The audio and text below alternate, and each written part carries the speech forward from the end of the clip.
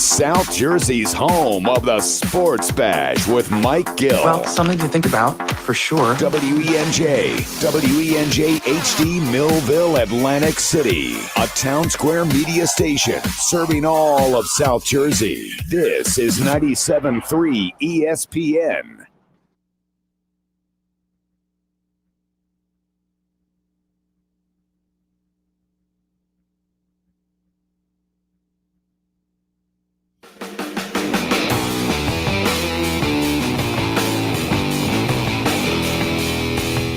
Friday edition of the Sports Bash. Josh Hennig hanging out with you, 97.3 ESPN FM, 97.3 ESPN Mobile app. We are live as always on YouTube and Twitter, where you can watch the show.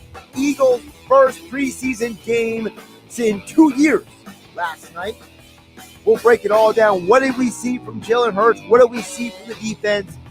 Also, Phillies, 3-day weekend with the Reds. They didn't get swept yesterday. They survived the Dodgers series. Now they got the hard-hitting Reds this weekend. Plus, it is Happy Hour Friday. And as always, we love to hear from you guys as well out there. We are live on YouTube and Twitter, where you can watch the show, join the conversation in the comment section below. Don't forget, text Sports 609-403-0973. And you can message the show directly through the 97.3 ESPN mobile app. It's free. Thanks First Bank of Seattle City. Here's the rundown of the guests today. Mike McGarry, press of the Atlantic City. Press of Atlantic City joins us coming up at 2:40. Bob Wankel from Crossing Brawl Talk Phillies was coming up at 3:20. Football for Andrew DiCecco, powered by the Inside the Birds podcast. Pete Thompson, Happy Hour Friday at 5 p.m. And CBS Sports' Jeff Kerr joins the show coming up at 5:25. And throughout the show, now we did this a few weeks ago. We're going to do it again here. This requires a little extra participation from all of you. So before we get to anything else, throughout the show, I want to hear from you. What are you drinking this weekend? It's Happy Hour Friday. We're all getting ready for the weekend. We all have plans for the weekend. We all know what we're doing. Summer's only got a few more weeks left. What are you consuming this weekend? And we'll get to all of your comments throughout the show. And maybe, if enough of you chime in, maybe we'll run them down for the PT at 5 o'clock to see what he thinks.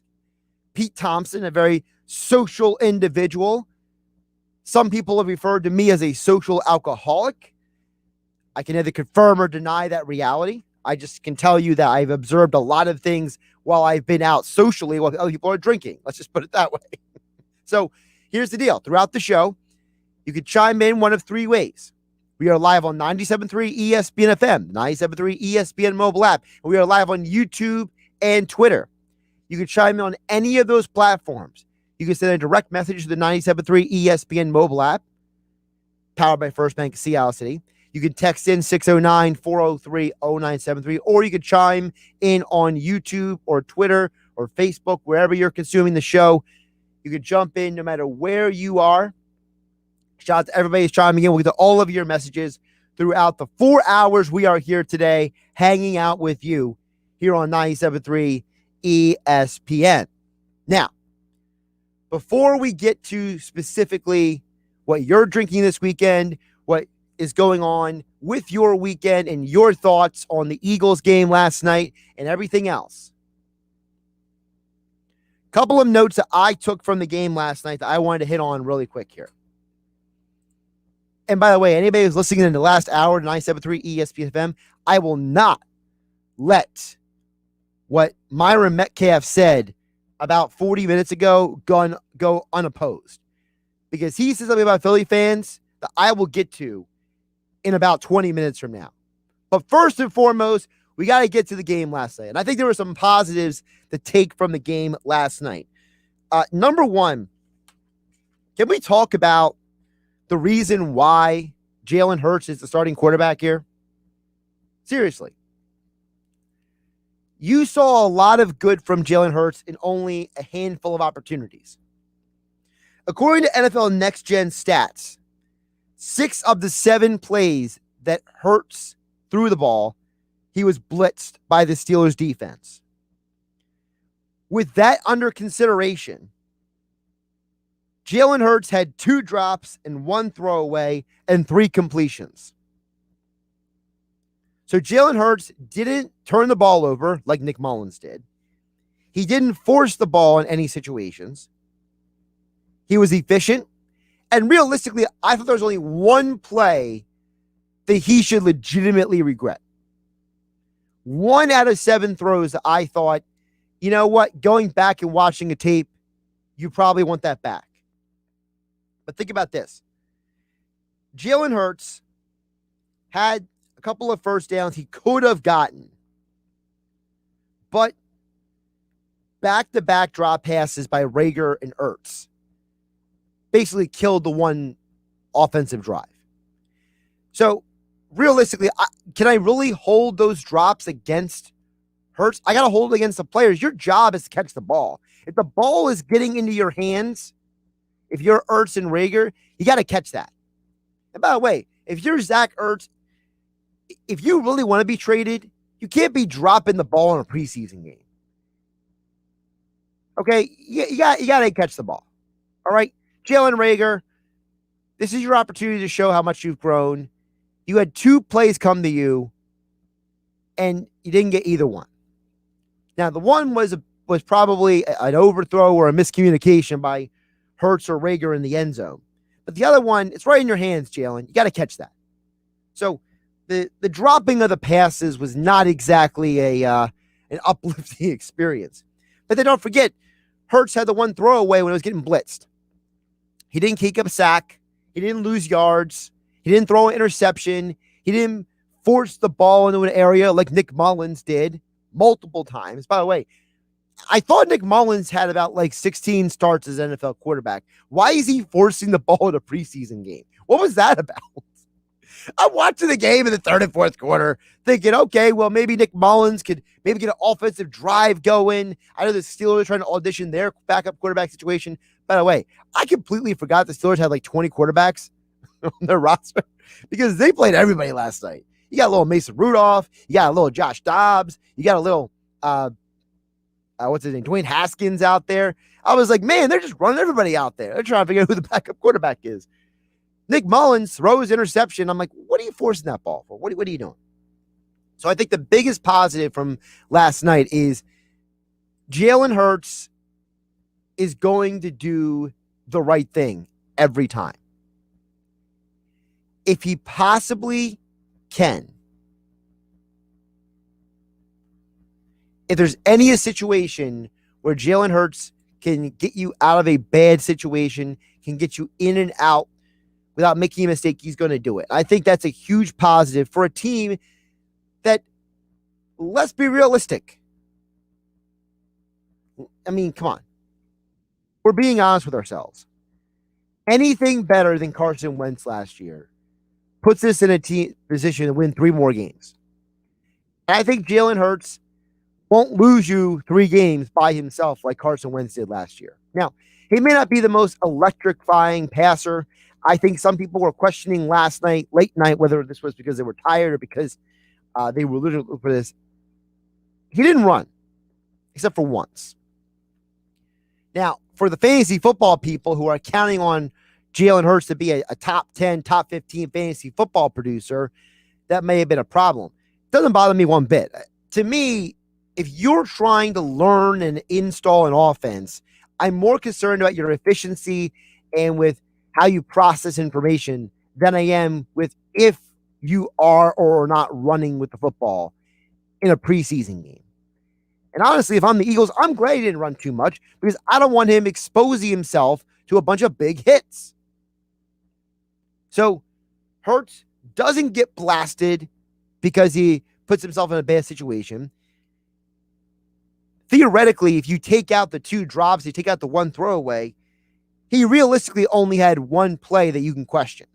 So overall, at least if I was giving a grade for Hurts last night, I'm giving him either a B+ or an A-, depending on how you feel about the 1 play I'm talking about. And the 1 play I'm talking about is when he was in the end zone and he goes for that deep ball to Rager down the sideline. if you go back and watch that play, and it's hard to tell because the TV tape does a really bad job on the replay. But if you hit the rewind button on your Xfinity remote, you notice that one of the tight ends, either Ertz or Goddard, is wide open in the flat. If Hurts actually slowed down on that play and actually looked right in front of him instead of looking only down the sideline and on the outs, because remember on that formation, he had two wide receivers trying to get space so they get a big first down and get out of the end zone. That was the whole point of that play. That point of that play was to clear out space for you to get out of throwing from the end zone. Well, he was looking at the receivers. He didn't look at the tight end. He had a tight end wide open in the flat. He could have had him. He didn't need to go for the deep ball. But we know that Hurts likes going for the deep ball. Sirianni likes the idea of Hurts going for the deep ball. And Steichen, considering the fact that what he did with Justin Herbert last year, is probably more than willing to encourage that. So I think in a situation like that, if I'm the coaches, that's the play that I turn to Hurts and I say, all right, if there's one play we need to talk about going into practice this coming week, going into the intra-squad, going into the second preseason game, it's that play. Because that's a play that if you are a young quarterback, you are still learning how to process. It doesn't matter who you are. I understand Lamar Jackson won a league MVP, and I understand everyone loves Kyler Murray. And I understand everyone loves Justin Herbert. And I understand that people are infatuated with the idea of Justin Fields, and people still think that Tua Tagovailoa could be a very good quarterback, but they all have made this mistake, whether it's in college or now in the NFL. I've seen them all make this mistake, and Hurts made it last night. This is the quintessential young quarterback mistake we saw last night. If you know you have 3-4 options on a play, instead of going through every single read, you isolate on the 2 reads or 1 read. Now, he didn't stare down Rager. He didn't only look at Rager on the play. But when you go back and watch the play, you realize that his eyes went right, his eyes went left, he rolled left, he threw left. If instead of only going right to left, if he would have gone 1, 2, 3, 4 on the reads, he would have seen the tight end over the middle. And that's a learning experience for a young quarterback. Again, there's not a quarterback who is under the age of, I'll go with like 27, 28, who hasn't made this mistake before. So when I look at Hurts last night, I was content and good and happy with everything he did except for one play. I love the throwaway because you don't take the sack, you don't force a throw. If you're Rager and Ertz, don't leave your quarterback out there hanging and drop the ball. That's ridiculous. Otherwise, I thought Hurts in the offense did a good job out there. A couple of the observations I had in the game last night. How about that amazing pass block by Jordan Howard on 3rd down? I mean, you want to know why the Eagles brought that guy back? Because he is probably your best blitz pickup running back. He made a block on a blitz that was coming on Hurts' blind side, and he just wrecked that dude. I mean, Jordan Howard eyed up this guy coming around the edge, looked at that Steeler dead in the eyes, and said, no, and just put his body in an amazing block into that dude and cleared out another couple seconds for Jalen Hurts. And I got to be honest with you, I don't know if that was Miles Sanders or Boston Scott if they make that block. And it's no offense to Miles Sanders. That's not a criticism of Boston Scott. But for a running back to make that kind of block like he did last night, wow. I mean, that was wild. I love that block. I love to see a running back who can pass block, because then you know that your quarterback is not going to get crushed. That's the whole point of having a 3rd down running back. He has 2 jobs. One, to check to make sure that the blockers are all taken care of and there's nobody left over after the offensive lineman goes through their checks. And number two, if the play doesn't call for him to go out on an option route, to stay in there and protect the quarterback's blind side or just protect the quarterback in general. I personally am a big fan of the running back on the blind side of the quarterback blocking, but I understand some offensive formations, the line slides left so the running back goes right. So whatever the formation is, I'm a big fan of what Jordan Howard did last night. A couple other notes from the game last night. Josh Hennig here filling in for Mike Gill. Happy Hour Friday, 97.3 ESPN FM, the 97.3 ESPN mobile app powered by First Bank of Seattle City. And we are live on YouTube and Twitter. Join the conversation. Text board 609-403-0973. Direct message the show through 97.3 ESPN mobile app. Download for free from the Google Play Store or the Apple App Store. Also, you can chime in on YouTube and Twitter. A couple other notes from the game last night I want to hit on. The catch and run for a first down by Gainwell, where he breaks tackle to keep a 2-minute drill going, I think was a nice hat tip to what his role is going to be for this team. He's not going to be your primary running back, but Gainwell can be a very, very good functional running back in terms of passing situations. I know he's got a lot of passes at training camp. We talked about it with Adam Kaplan yesterday on Football at 4. And you saw him when he broke that tackle and got that first down.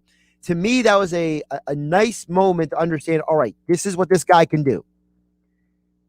I got to be honest with you, Kerryon Johnson got some carries. I wasn't thrilled. It was kind of what I expected. But I loved what I saw from Jordan Howard and Gainwell. And if you go into this season with Howard, Gainwell, Sanders, and whoever else, whether it's Boston Scott or Jason Huntley or whoever it may be, I think you're pretty good because Howard's your bowling ball running back who can pass block. Gainwell is your guy who could be another receiving option. You could run that kind of style where you see in college where the two running backs are both pass receiving options. One guy stays in the block, one guy runs on a route. You could do that with Gainwell very often, whether it's Gainwell and Sanders or Gainwell and Howard or whoever it may be. Also, you have a situation where if Gainwell starts in the backfield, you can send him in motion into the slot. So you could potentially have 3 wide receivers and then Gainwell in one of the slots. You do that as well. There's a lot of ways you can work with this. And by the way, I think we're going to see this. We didn't see it last night because Sirianni was going to give away his whole playbook. But don't be surprised this year if the tight end lines up in the backfield in shotgun in a third down situation. Because we've seen Sirianni and Steichen offenses do that, where maybe Goddard and Sanders are both in the backfield on each side of Hurts. And then one of them motions into the slot, become the receiver, and the other one stays in the block. Don't be surprised if you see that. But some good stuff from Gainwell, good stuff from Howard. Jason Huntley, if this guy's going to make the team, because he's trying to make the team and maybe a kick a punt return guy as maybe the 4th or 5th running back, he didn't do himself a lot of favors last night. That drop pass that he had on third down, unacceptable.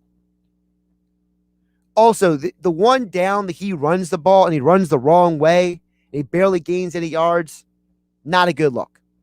Yeah, a couple other plays where he looked a lot better catching and running the ball and doing some different things. But those 2 plays really stand out to me that this guy probably, we heard the comment yesterday that I brought this up because, you don't have to look great in the preseason, but you got to at least look like you belong. If you look bad in a preseason game, it's a sign that you probably don't belong playing in the NFL. So I think Huntley got some problems. I like the Elijah Riley interception. He read the Steelers quarterback dials before he even threw it. He knew it was coming. He just jumped on the receiver on the route, got the interception. I know that Andrew DiCecco, who joined us today at Football at 4, is a big fan of Elijah Riley. I think that Riley has a good chance to make this roster because he's a versatile player. He's a willing tackler. He's a guy who will go out there and do work week in, week out. He's the kind of guy you might like on your special teams who can go out there and just be a reliable player who's not going to mess up for you. So those are my main notes on the game last night. Let me know what you guys think. Some of the things that you observed from the game last night. Josh Hennig filling in for Mike Gill on the Sports Bash on 97.3 ESPN. As always, we got a lot to get to throughout the show. Messages are coming in, of course, on the 97.3 ESPN mobile app, powered by First Bank of Seattle City. Text board 609-403-0973. And, of course, we are on YouTube and Twitter. So we got some comments there. I'll get to you guys.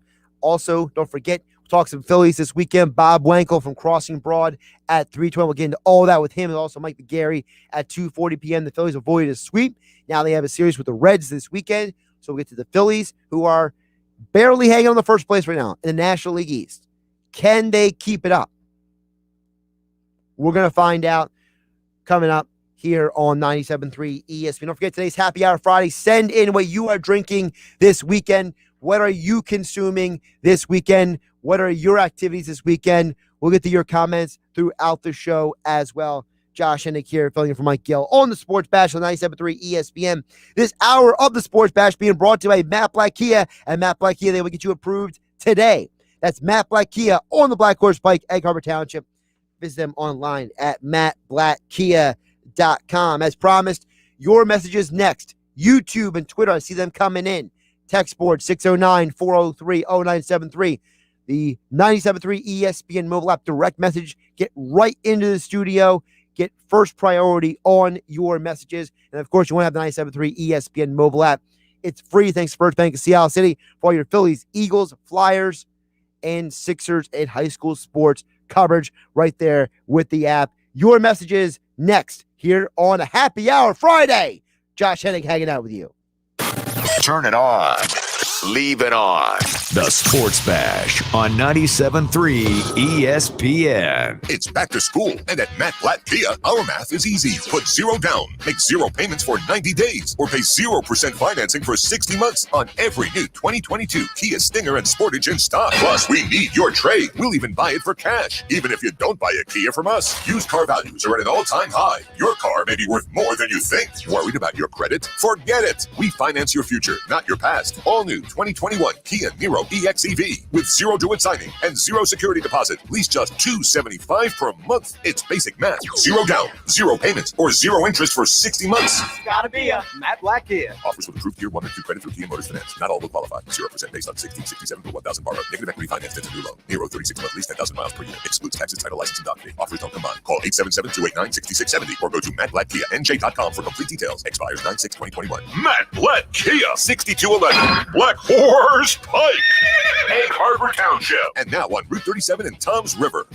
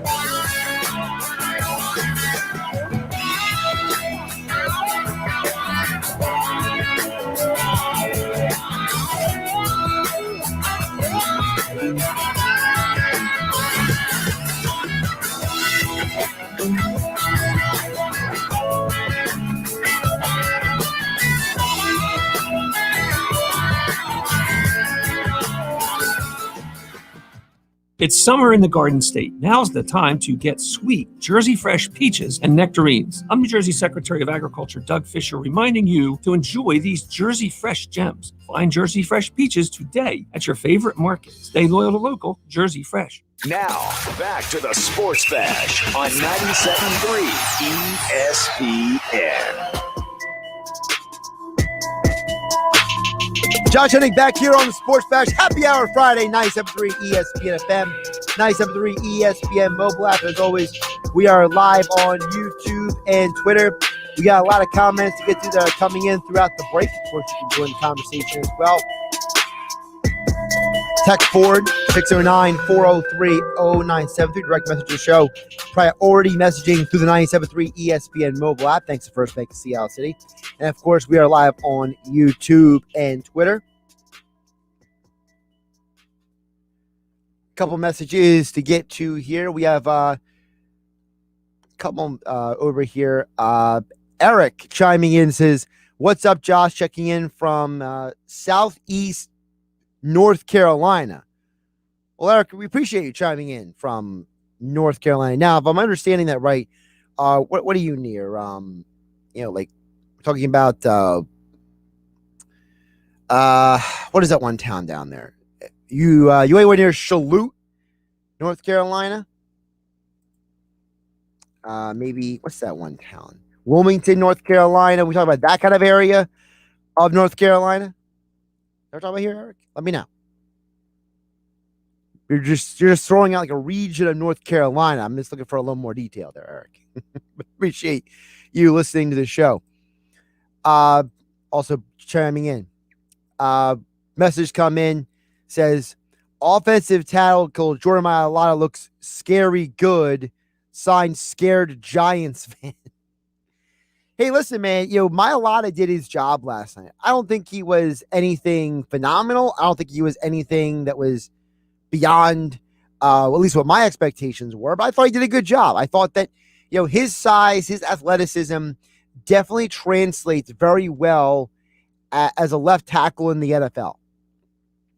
So I think there's a lot of value in what he's going to bring. And if you're a Giants fan, here's the thing.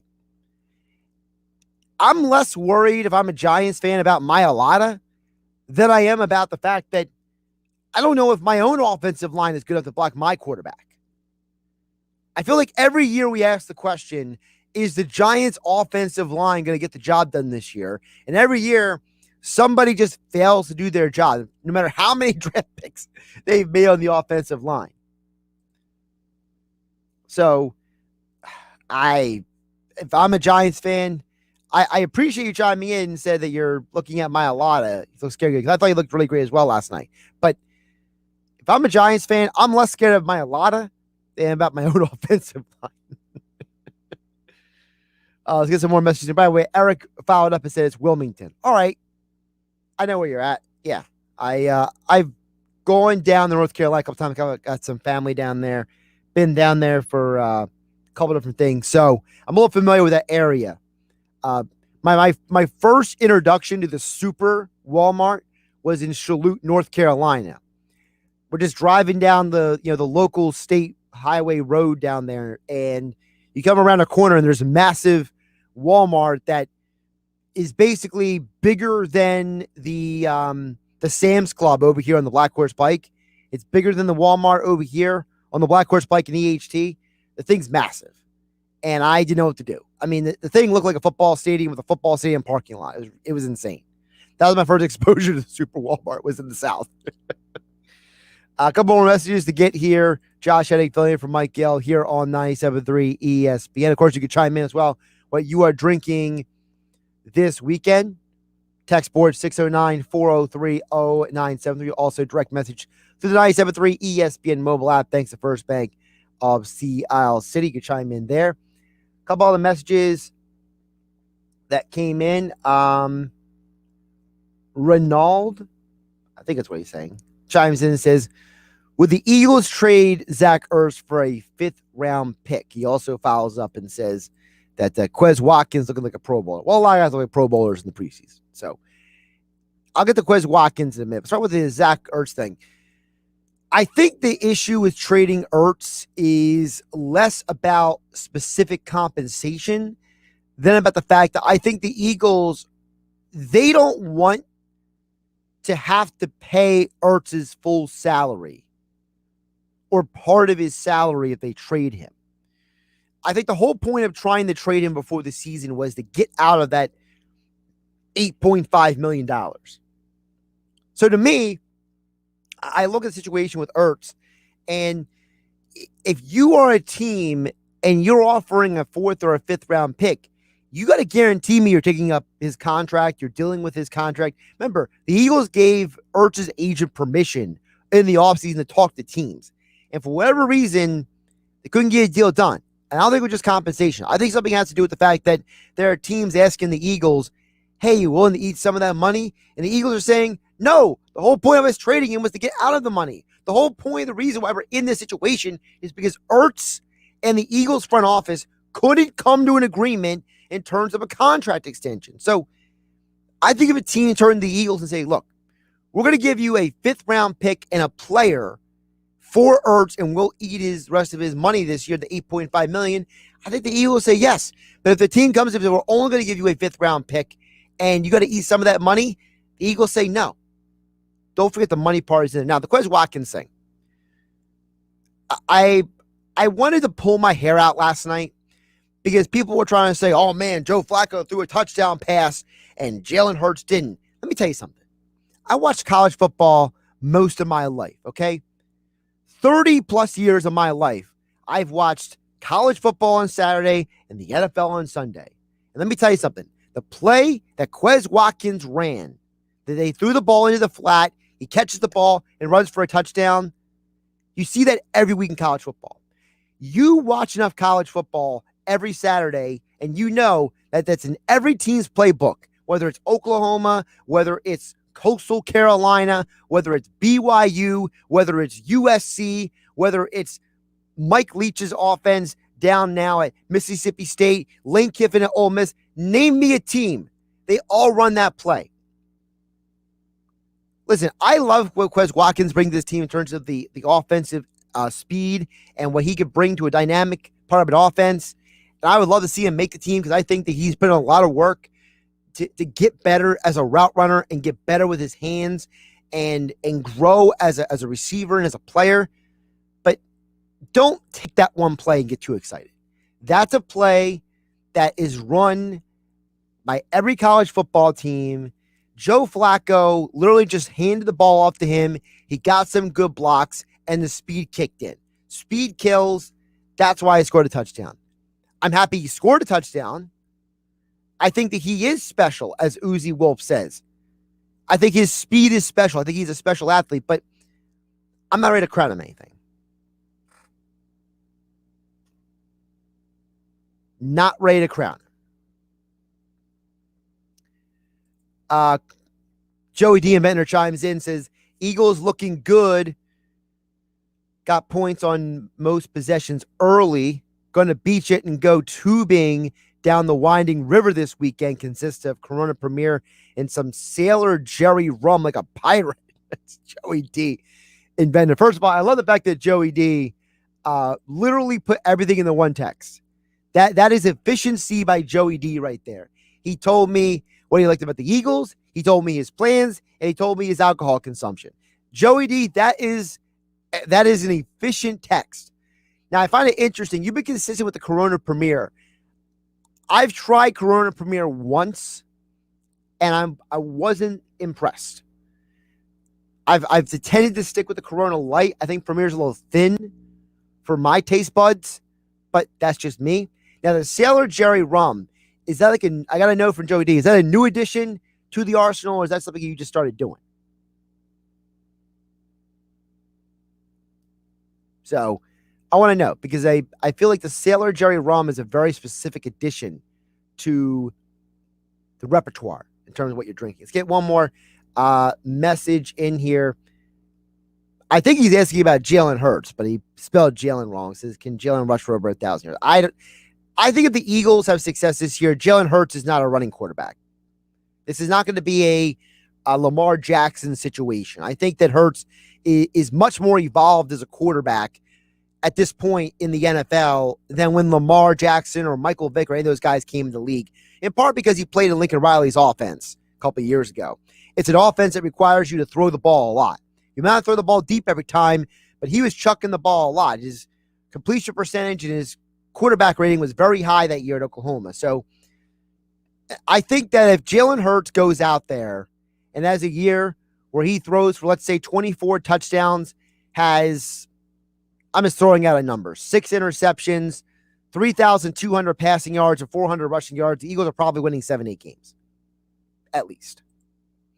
All right, Josh Hennig filling in for Mike Gill here on the Sports Bash on 97.3 ESPN. We'll get more of your messages throughout the show. Keep them coming.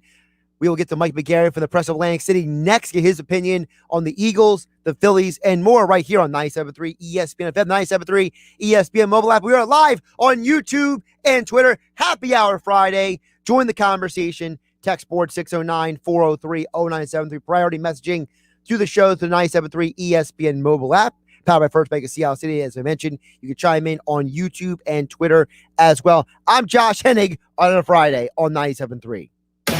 Tonight on Compass Media Network's coverage of the NFL. The 2021 season gets underway as the Cowboys and Cardinals kick off the preseason from Arizona. Hi, this is Jerry Recco. Join Kevin Ray, Danny White, and myself for all the action as the Cowboys square off with Kyler Murray and the Cardinals. Football is back. It's the Dallas Cowboys and the Arizona Cardinals. If it's the NFL, it's right here. Coverage begins at 9:30 on 97.3 ESPN. On some models excludes Corvette with GM financing, excludes price sale. See dealer for details. Have you seen what some dealers are now charging for new cars and used vehicles? It's outrageous. But at Bennett Chevrolet, you still pay what GM supplier employees pay for brand new Chevys. Plus, Bennett gives you all the rebates. That's not either or. You get both. And that can save you up to 25% off MSRP. And Bennett has 0% financing available to save you even more. Got a trade? Bennett's paying top dollar. And we mean top dollar. A minimum $7,000 towards any pre-owned in stock. That's a minimum $7,000 for any old clunker you can tow to our lot. And if it's in good shape, we'll pay more. And we'll buy your vehicle even if you don't buy one of ours. And Bennett makes it so easy. No sales pressure, no negotiating, just pure joy. Because our non-commissioned sales staff is paid on your satisfaction, not how much you spend. So you can see why nobody beats Bennett Chevrolet. Nobody. Find new roads at Bennett Chevy, Egg Harbor Township, and BennettChevy.com.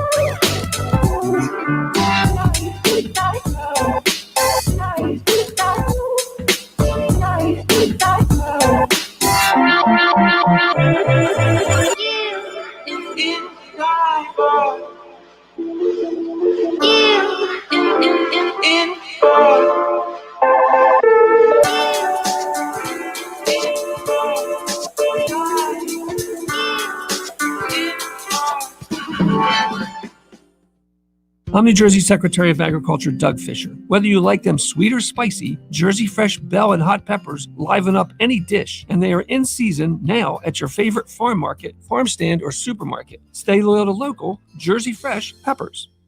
You can watch the Sports Bash live now on Facebook, YouTube, and Twitter. Search 97.3 ESPN or visit our website, 973ESPN.com.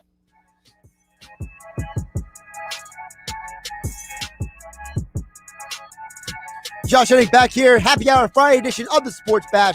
97.3 ESPN FM, the 97.3 ESPN mobile app. And we are live as always on YouTube and Twitter. This hour of the Sports Bash being brought to you by JCPenney's back to school season. The smart time to shop is now. Shop doorbusters all day, today through Sunday while they last. Weekdays are back in style at JCPenney. To get more into what we saw from the Phillies and the Eagles, as well as a couple other things as well, he joins the show every Monday, Wednesday, and Friday in the 240 segment. It is Mike McGarry from the Press of Atlantic City joining us right now on YouTube and Twitter streams. Mike, how you doing today? Hey, Josh, how are you? I'm doing well, So I want to start with the Phillies with you because I didn't get a chance to talk to you yesterday about the Phillies, but it was good to see them not get swept, right? They went out there and went out against what I think is the best team in the National League, and they had two rough games, but then they came back and they found a way to get a win on Thursday. So to me, I think there's some positives to take from that. Yeah, absolutely. And I guess it's kind of what I wrote today, how I ended my story on the game today, Press of Atlantic City, pressofac.com. They saw what a winning streak could do and how quickly that can change their place in the standings. They won 8 in a row and they went from 4.5 out to first place, right? What they don't want to do now is see what a losing streak can do and how quickly that can change and impact the standings. So they had dropped 2 in a row to the Dodgers. You don't want to see that mushroom into 3, 4, 5 in a row. So winning yesterday, 2-1, getting that win was huge, especially, I think this is a very key part of the Phillies schedule. 3 games with the Cincinnati Reds starting tonight. The Reds come in, I think they're 62-54, which would put them in first place in the National League East if they played in the East. They got 3 games against the Reds, and then they go out west. 3 in Arizona, 3 in San Diego. I know Arizona's not any good. San Diego is good, but East Coast teams struggle historically when they go out west, and the Phillies aren't talented enough to look past anybody. So yesterday was a big win from the point of you wanted to stop that losing streak right there because, as we've seen, standings can change quickly. Also, how interesting was it that they kind of try to draw Ranger Suarez out a little more, get a little more from him and another start. And it seems like no matter what they ask him to do, overall, he's pitching really well, Mike. Well, you could say that's why Ranger Suarez is here and Spencer Howard is in Texas, right? Because Ranger Suarez, didn't make the team out of spring training. Made the team. Then he came in. He was the long man. Then he was maybe a part-time starter. Then he was a late inning guy. Then he was the closer. Now he's a starter. So, one of the issues that, supposedly people say that Spencer Howard did not fulfill his potential here was because the Phillies put him in a bunch of different roles. Well, that hasn't seemed to bother Ranger Suarez. All he's gone out and done is pitch and pitch well. And by drawing him out, he should be able to go 90 pitches next outing, maybe 5-6 innings after that. You're solidifying that starting rotation, which has made the Phillies a much better team. You're much better with Ranger Suarez and Kyle Gibson in the rotation than Matt Moore and Vince Velasquez, though I think we're going to see Matt Moore tomorrow, which is why yesterday's win was doubly important. Yeah, we're probably going to see Matt Moore again, which means they're probably going to have a chance to probably not win that game, but they're kind of stuck with him at this point, right? They're waiting on Eflin to come back and a few other guys.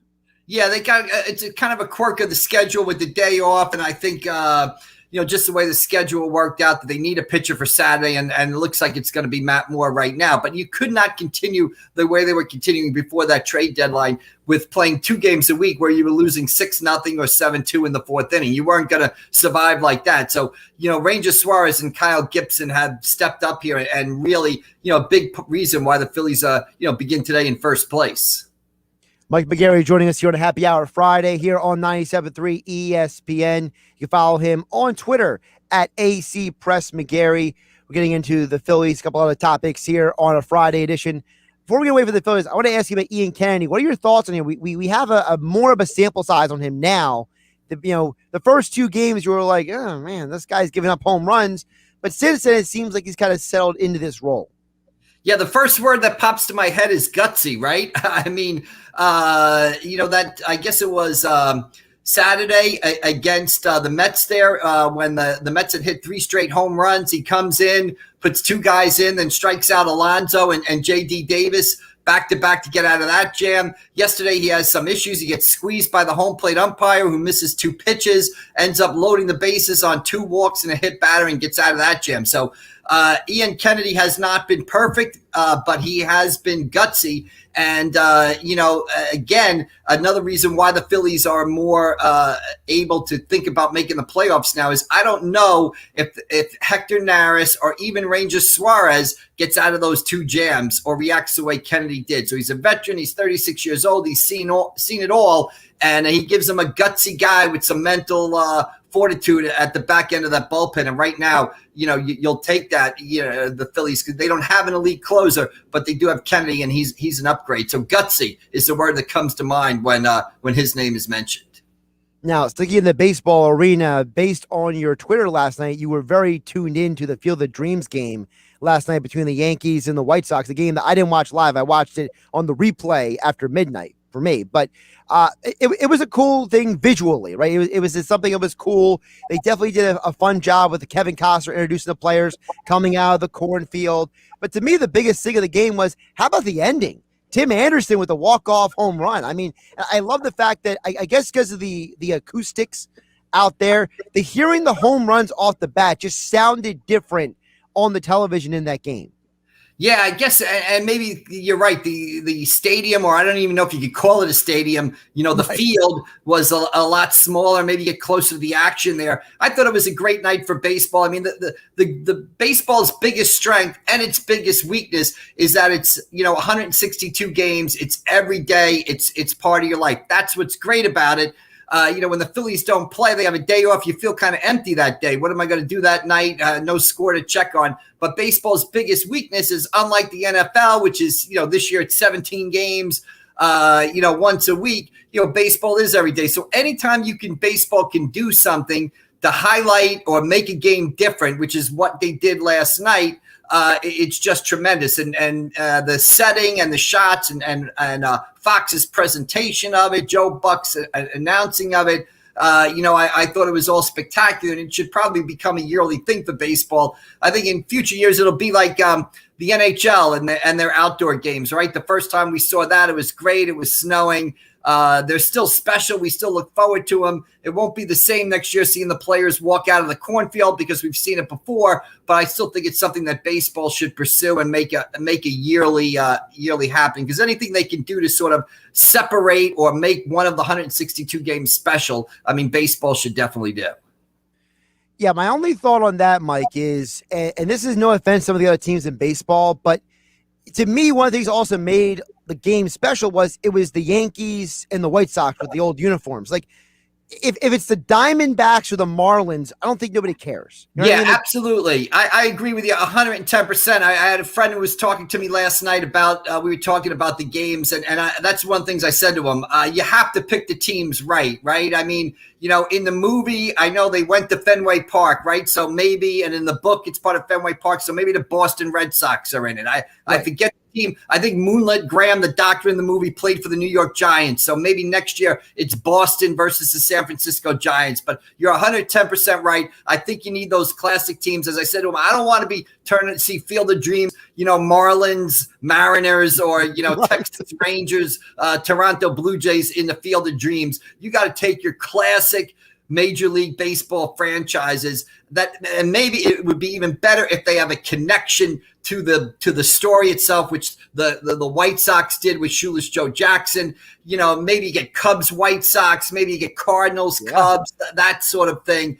You're 100% right. We don't want to see Marlins, Oakland A's or stuff like that. This has got to be well thought out here.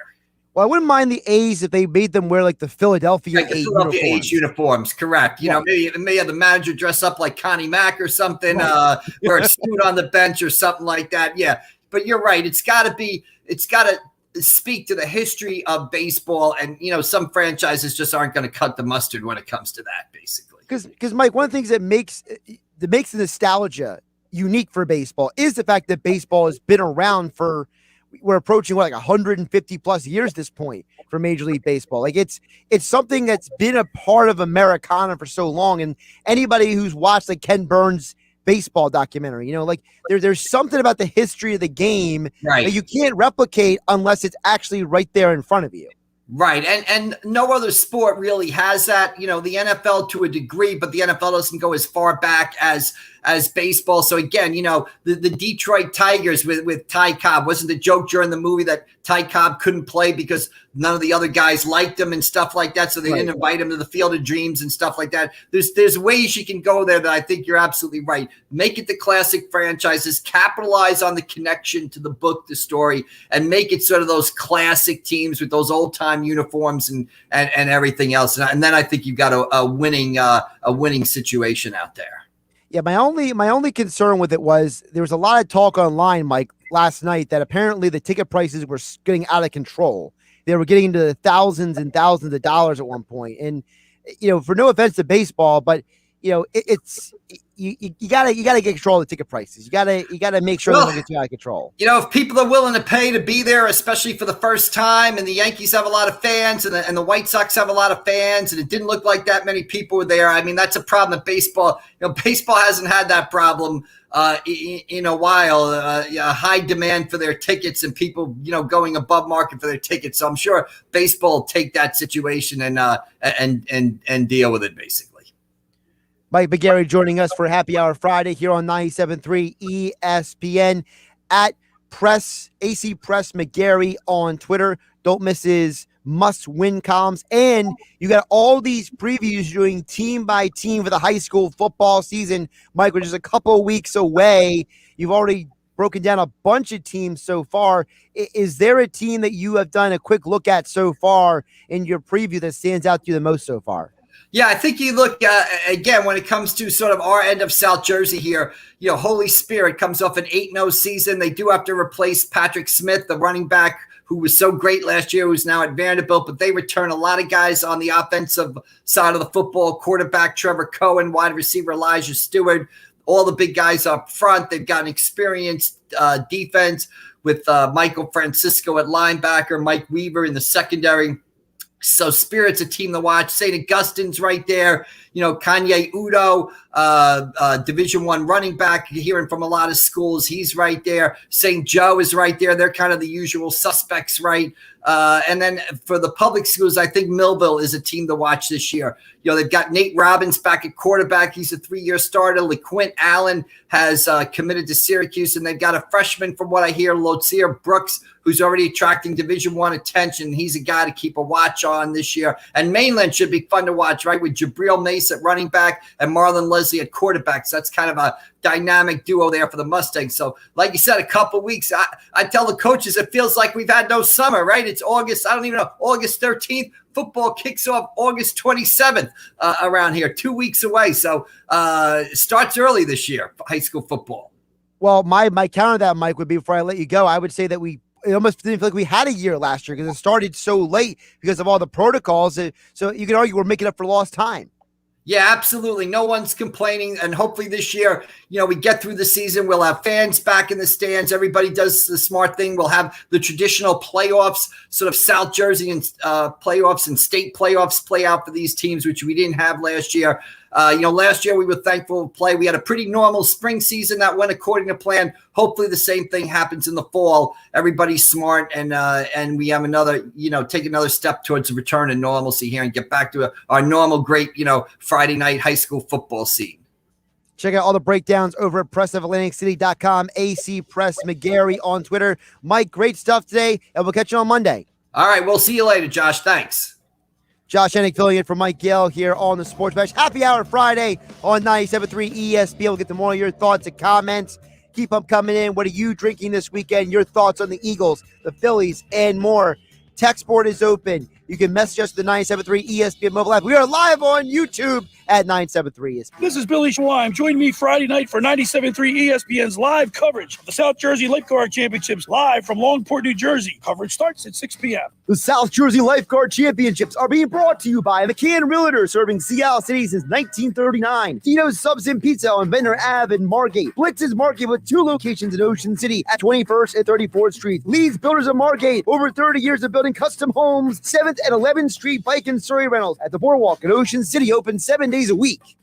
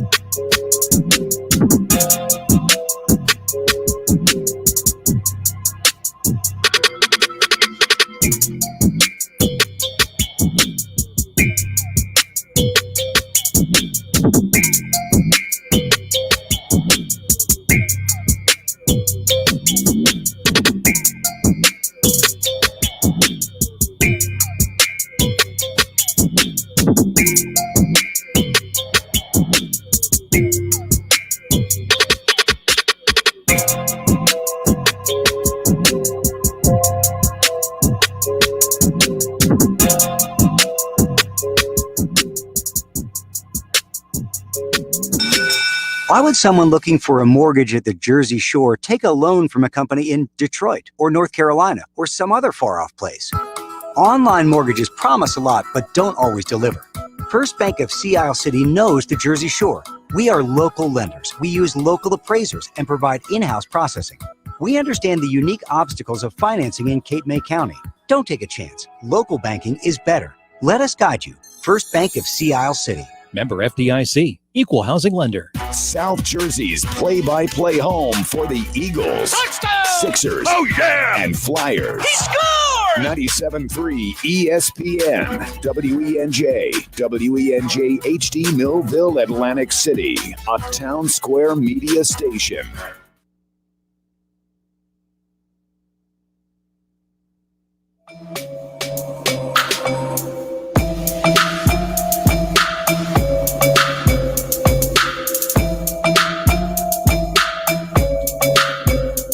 Josh Hennig filling in for Mike Gill. Happy Hour Friday edition of the Sports Bash.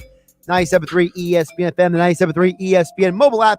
And we are live as always on YouTube. It's where you can watch the show. We got a bunch of comments still to get to here on the show. Don't forget, we'll get more into the Phillies coming up with Bob Wankel from Crossing Broad coming up at 3:20 p.m. And then football at 4, recapping even deeper the Eagles' first preseason game with Andrew DiCecco for football at 4. Also still to come, happy hour at the PT at 5 p.m. Jeff Kerr, CBS Sports NFL writer, coming up as well at 5:25. And as always, we get into your thoughts and comments throughout the show. What do you think about the Eagles last night? Your thoughts on the Phillies. Also, happy hour Friday. What are you drinking this weekend? What are you consuming? What are you up to? Let me know. Text board 609-403-0973. Priority messaging through the 97.3 ESPN mobile app. It's free thanks to First Bank of Sea Isle City. And as always, we are live on YouTube and Twitter. You can watch the show, join the conversation. This hour of the Sports Bash being brought to you by Matt Blatt Nissan. The all-new Matt Blatt Nissan is now open in the Black Horse Pike in Egg Harbor Township next to Home Depot. Visit them online at mattblattnissan.com. Just to follow up a couple things. So before I get to some of the messages, I do want to follow up. So we talked about at the beginning of the show, I have a lot of positives I took away from the game last night. I thought Jalen Hurts overall gets like a B+ and A- in his performance. Didn't take any sacks. According to NFL Next Gen stats, he was blitzed on 6 of his 7 pass attempts. He had 2 drops and 1 throwaway in the game. And there was really only one play I generally questioned his play. I liked what I saw from Jordan Howard on the pass blocking, Kenneth Gainwell on the 3rd down conversion. Not too thrilled with Jalen Reagor last night. Inconsistencies from Zach Ertz. And then late in the game, the great interception by Elijah Riley. He had a nice game last night.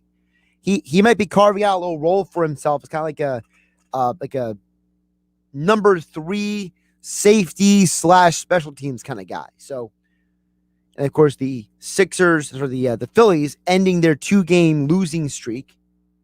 So we'll keep you updated on all those things throughout the show here.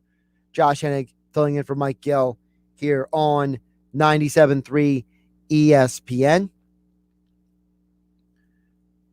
Also, I promise I respond to something that was said a little earlier on ESPN radio. So I'll get that. But first, I'll get to your guys' messages right here before we get too far away from it. A couple messages came in throughout the last bit of the show.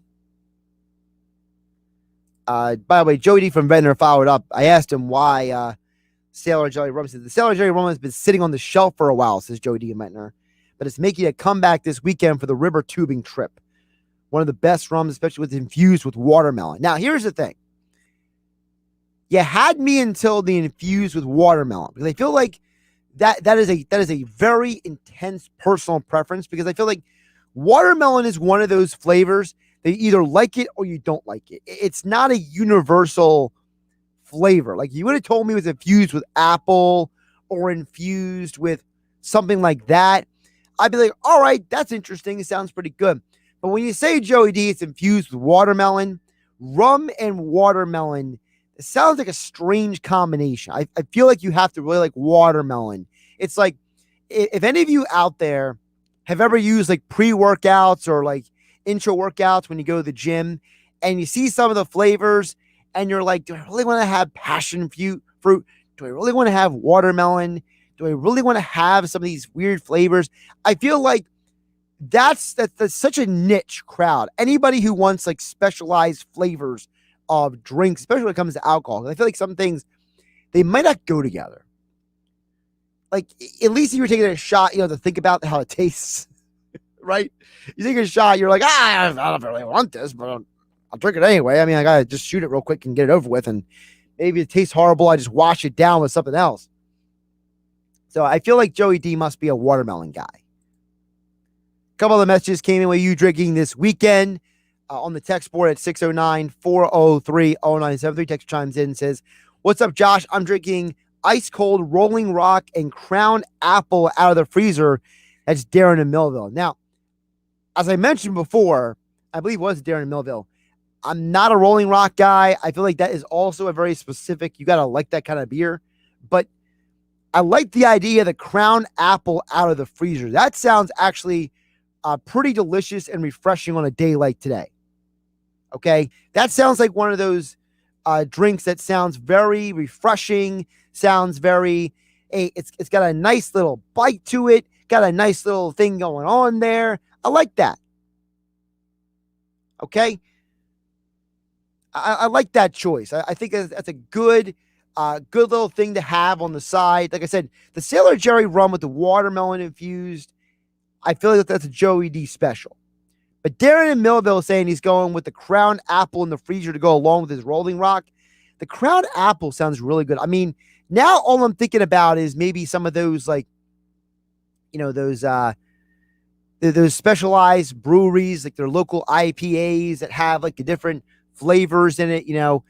I know there's this one locally, I forget which brewery, and I want to name the wrong one, but they have this like citrus IPA right now, and it's pretty impressive. Like, it's not too much, not too little.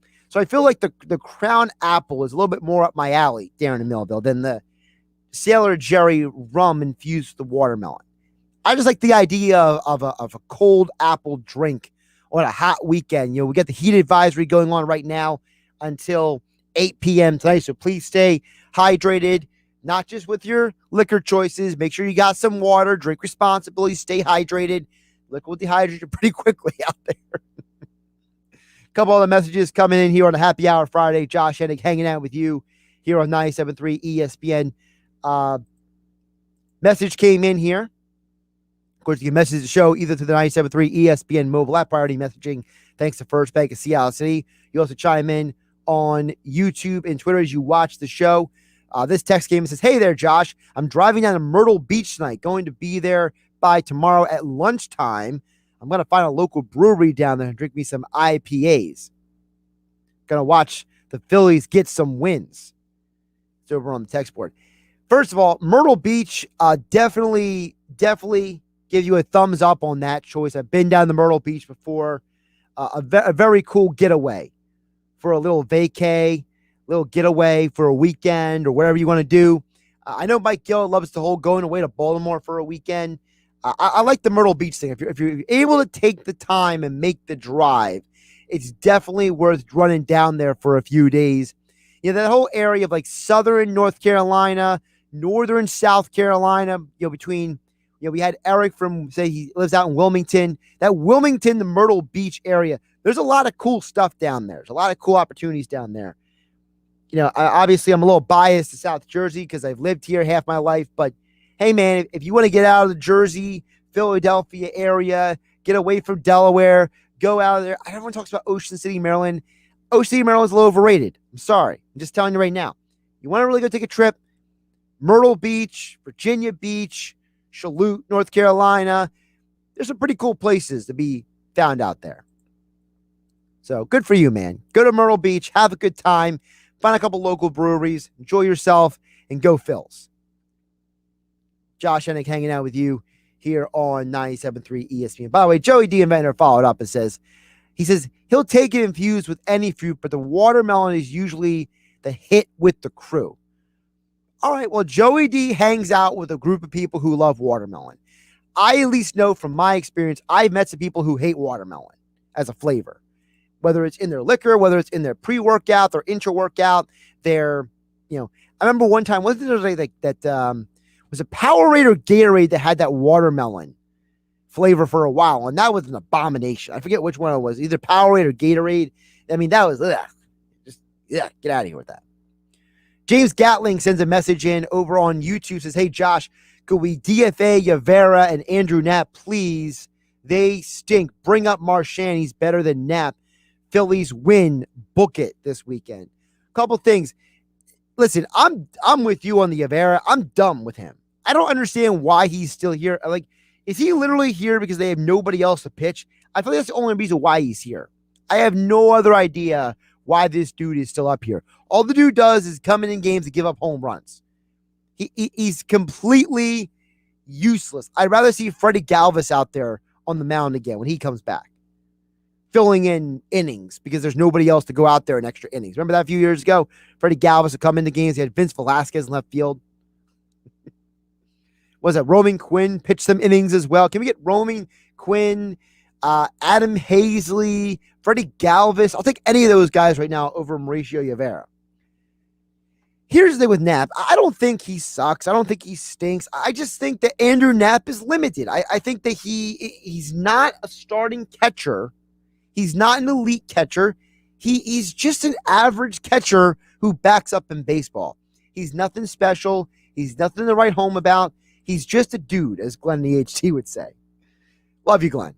It was too easy for me to throw out there. But no, Andrew Knapp is literally just a guy. He's just another dude who's a backup catcher. If you want to get rid of him, fine. I'm not getting too excited about that one way or the other. Okay? I'm indifferent about him. All right? Totally indifferent. If you prefer Marchand, fine.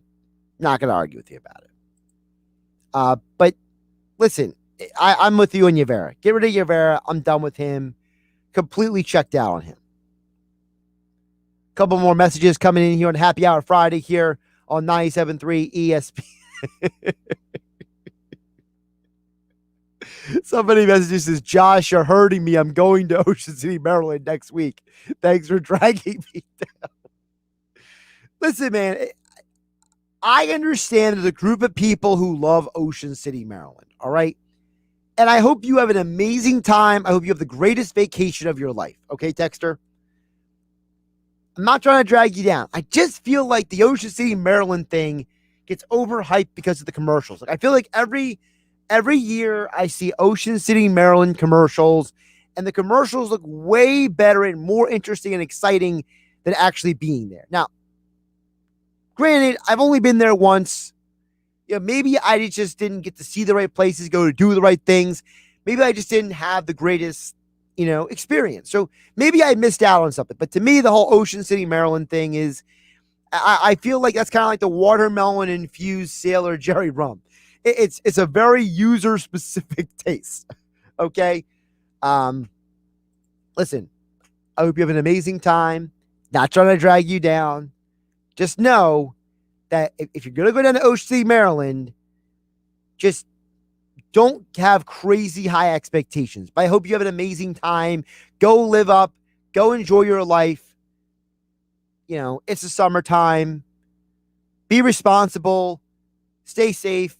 Drink responsibly. Whatever other disclaimer you want to throw out there. Josh Hennig here, Happy Hour Friday here on 97.3 ESPN FM, 97.3 ESPN mobile app, which is free. Thanks to First Bank of Seattle City. We are live on YouTube and Twitter at 973 ESPN. Appreciate all of you joining the show, joining the conversation. We'll get more of your messages a little bit later in the show. Coming up in about 6 minutes from now, Bob Wankel from Crossing Broad will join us to get more into the Phillies. They end the 2-game losing streak. They enter the Reds weekend on a win on Thursday afternoon. We'll get the latest on the injury front from Bob, his thoughts on the Phillies clinging on to first place in the National League East. Don't forget football at 4. We'll recap deeper in the Eagles preseason game last night with Andrew DiCecco at 4 p.m. And, of course, CBS Sports NFL writer Jeff Kerr joins us over at 5:25. By the way, to the guy going to Myrtle Beach, really quick, Eric from North Carolina says, tell that guy who's heading to Myrtle Beach this weekend, if he's looking for a good IPA, he needs to hit up, he needs to head to Pit Stop in my area. in North Carolina. So what Eric is saying is you go to Myrtle Beach, but also stop in southern North Carolina and go to Pit Stop near Wilmington. So there you go. Little tip. We'll try to service everybody here on 97.3 ESPN FM, 97.3 ESPN mobile app. And we are live on YouTube and Twitter. We'll get more into the Phillies coming up next. Also, keep the messages coming in. What are you doing this weekend? What are you drinking this weekend? Text board 609-403-0973. Priority messaging to the show through the 97.3 ESPN mobile app. Thanks to First Bank of Seattle City. And we are live on YouTube and Twitter. I'm Josh Hennig, filling for Mike Gill on a Happy Hour Friday. We never stop talking Eagles and NFL. It's football at 4. Every day at 4 p.m. on the Sports Bash with Mike Gill on 97.3 ESPN and the free mobile app. On some models excludes Corvette with GM financing, excludes price sale. See dealer for details. Have you seen what some dealers are now charging for new cars and used vehicles? It's outrageous. But at Bennett Chevrolet, you still pay what GM supplier employees pay for brand new Chevys. Plus, Bennett gives you all the rebates. That's not either or, you get both. And that can save you up to 25% off MSRP. And Bennett has 0% financing available to save you even more. Got a trade? Bennett's paying top dollar. And we mean top dollar. A minimum $7,000 towards any pre-owned in stock. That's a minimum $7,000 for any old clunker you can tow to our lot. And if it's in good shape, we'll pay more. And we'll buy your vehicle even if you don't buy one of ours. And Bennett makes it so easy. No sales pressure, no negotiating, just pure joy. Because our non-commissioned sales staff is paid on your satisfaction, not how much you spend. So you can see why nobody beats Bennett Chevrolet. Nobody. Find new roads at Bennett Chevy, Egg Harbor Township, and BennettChevy.com.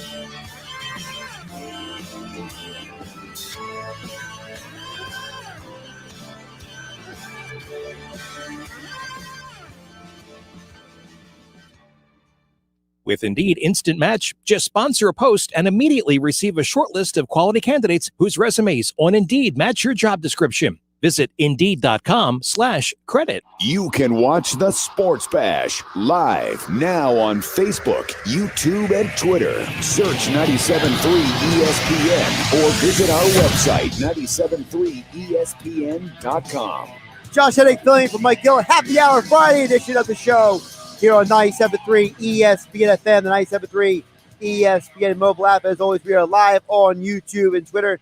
Just follow at 973 ESPN to get more into the Phillies as they end their 2-game losing streak yesterday afternoon, and they start a 3-game set with arguably the best team that won't make the postseason, the Cincinnati Reds. Joining us right now, as he does each and every Friday, is Bob Wankel from Crossing Broad here on 97.3 ESPN. Bob, how you doing this Friday? What's up, man? How are you? Good to talk to you. Good talking to you. So, to me, I mentioned this earlier. I mentioned this yesterday. To me, Bob, I think that the Dodgers are the best team in the National League. So, to get out of there with one win after two, let's be realistic, those rain delays completely ruined the Phillies, in many ways in those games.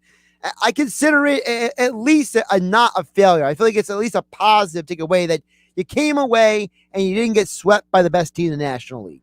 Yeah, I'm with you. I mean, listen, when you look at the Dodgers' run differential this year, you're talking about a team that's outscored its opponents by roughly 180 runs. And then you look at the Phillies comparatively, and even after yesterday's win, I mean, they're basically being outscored by roughly 15 runs this season. So, yeah, I mean, listen, the Dodgers are probably, for my money, I know they're still trailing in the NL West. They're the most talented team in baseball.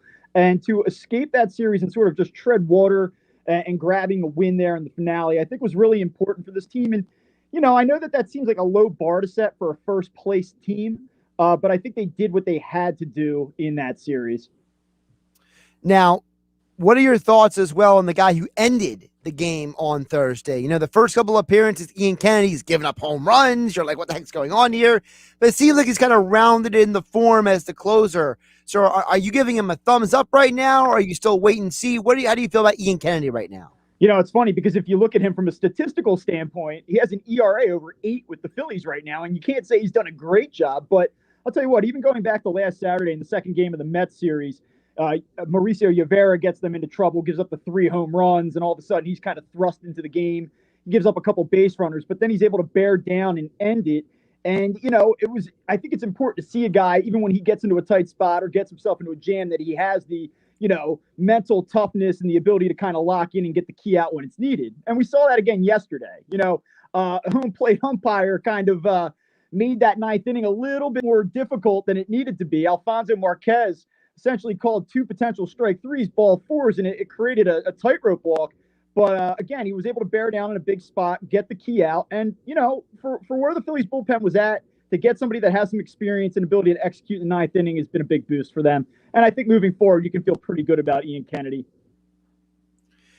Looking ahead to this Reds series, to me, I mentioned this multiple times. This Reds team is a bunch of sluggers. I mean, Votto, Castellano, Jesse Winker. I mean, no one knows how Jesse Winker was for this year, right? I mean, what the heck is that guy? Where did he come from? But the Reds are a bunch of smashers. So to me, this is the series you got to score runs, Bob. This is a series that the Reds pitching staff is not elite. They're not the Dodgers, but they're not horrible either. So if you're the Phillies, you got to go out there and score runs this weekend.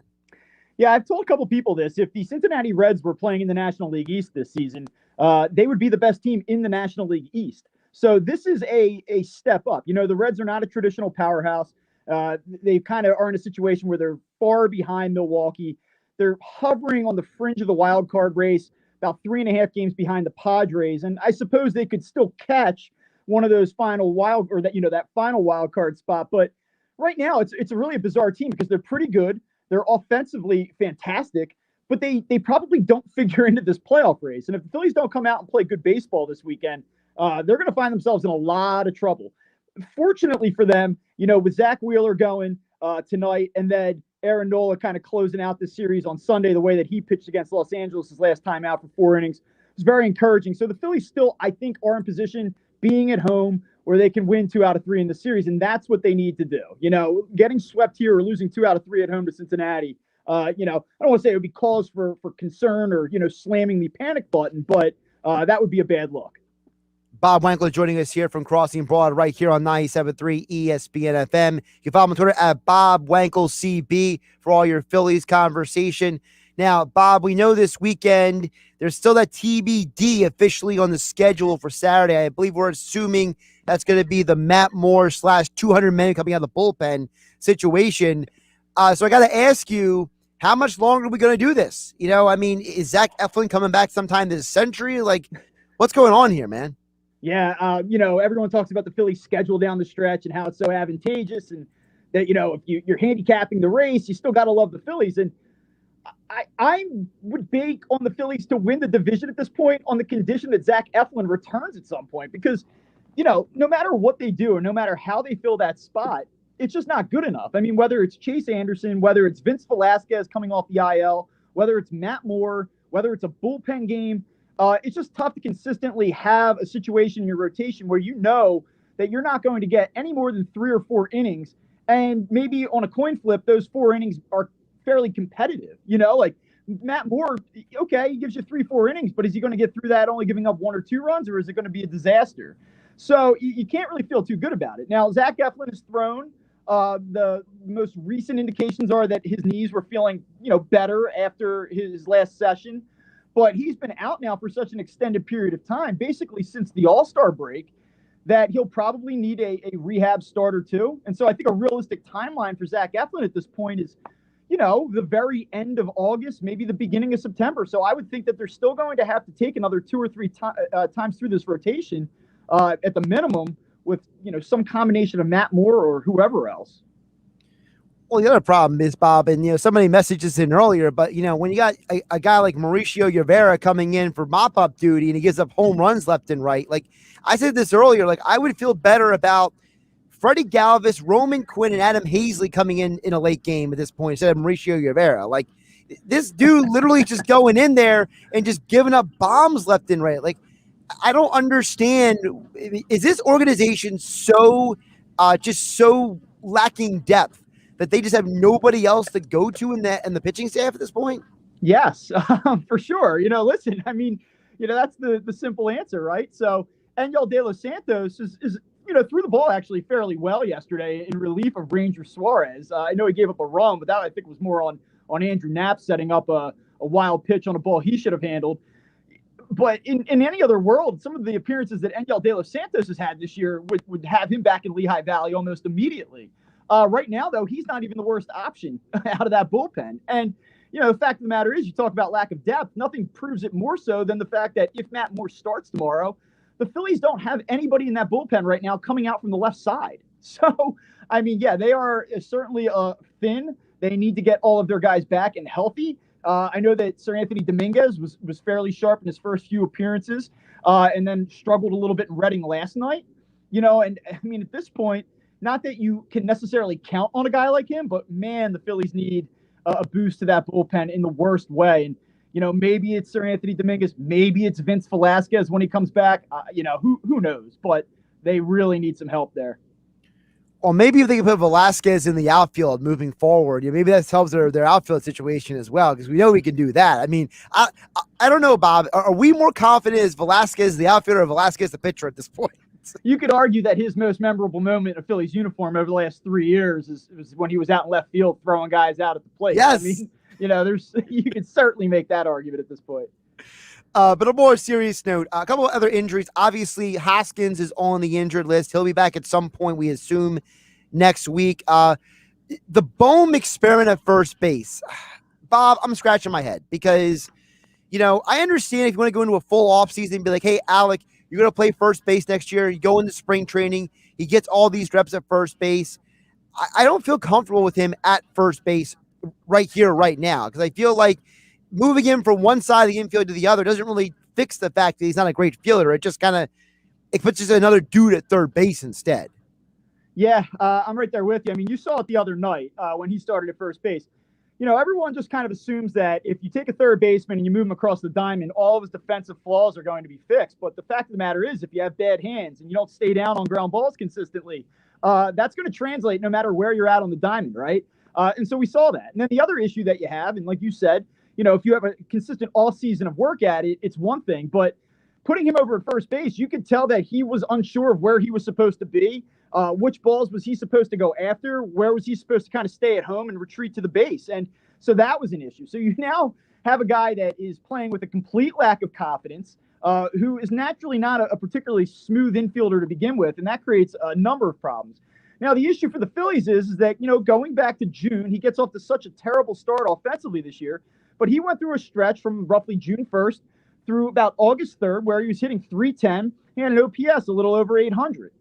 But lately, his defense has been so bad that I think it's kind of snowballed into some issues at the plate again. Over his last 8 games, he's, I believe, hitting 190 over 21 at-bats, and he struck out in 9 of them. And in that Dodgers series, I mean, he was just getting gassed up by 93, 94-mile-an-hour belt-high fastballs. And so right now, he just looks like a player that's totally lost and kind of trying to search for it. And in the middle of a pennant race, that's not a good spot to be in. All right, Bob, let's go in more of a big picture couple of conversations. I want to first start with you a topic that I brought up about several days ago. And since then, I feel like everyone is either completely shooting me down on this or basically saying, yeah, you make a good point. So we'll see where you land on this. So, the Phillies haven't had a guy on the same team win the Cy Young and the MVP since 1980 with Mike Schmidt and Steve Carlton. And I think we all know that as of right now, because Fernando Tatis is injured and because Jacob deGrom is injured, that Wheeler and Harper are in those conversations. To me, I look at Harper and I say maybe it's like a 50-50 that he could win the MVP. But I think the more likely guy is Wheeler winning the Cy Young. I think if Wheeler keeps doing what he's doing, he's probably like an 80% likelihood to win the Cy Young. The Harper MVP thing to me kind of depends on what happens with Tatis. What is your perspective on those two guys with the awards? Yeah, I agree with you. If Fernando Tatis Jr. comes back and kind of picks up where he left off, I think it's still his award to lose, even though he's missing some games here over the last week or two. With Bryce Harper, listen, it's all going to be about, at the end of the day, the statistics. You're going to have that OPS, is sitting in the high 900s. He's going to have to continue to hit for average. He's going to have to continue now to hit the ball over the fence. He's starting to heat up a little bit. He went through a little bit of a dry spell from a power perspective. He's starting to run into some home runs again.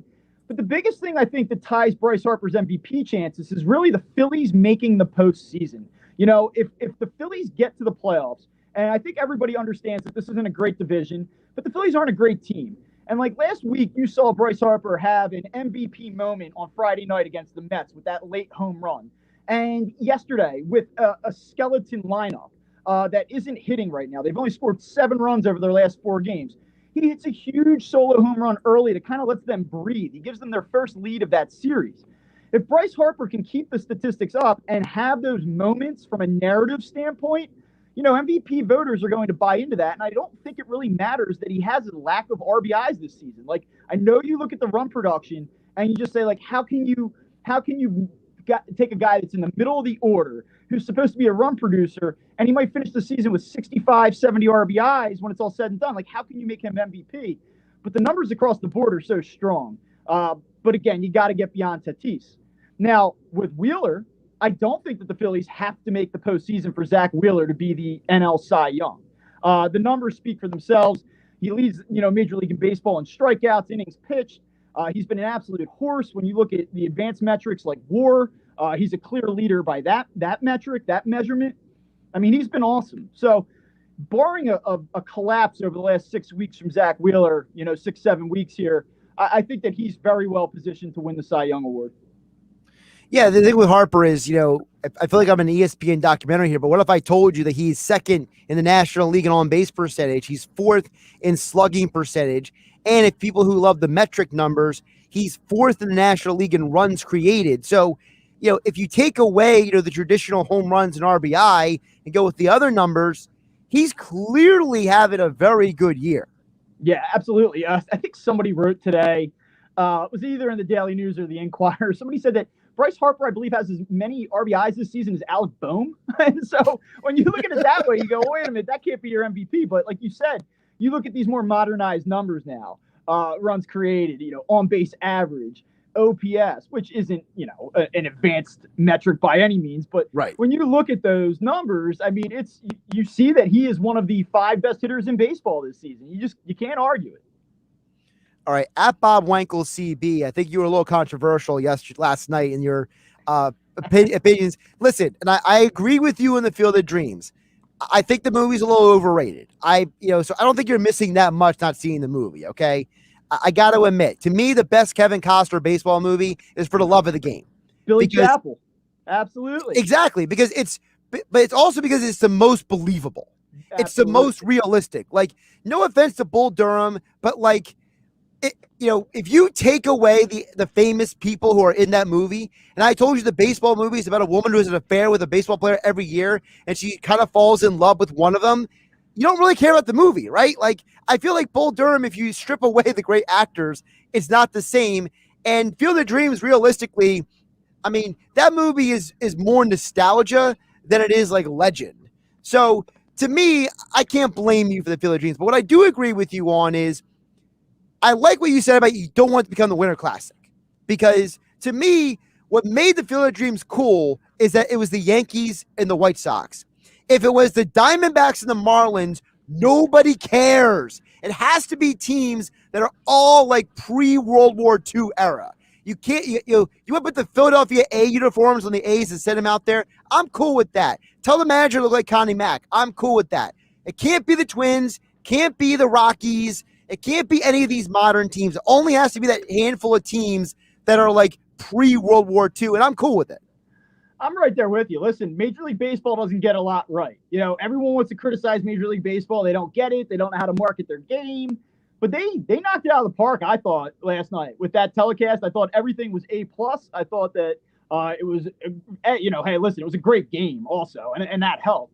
But, that aside, the competitive element of the side, just the aesthetics of it, you had Tom Verducci with the hat, like the old-timey wardrobe. I really liked what they did.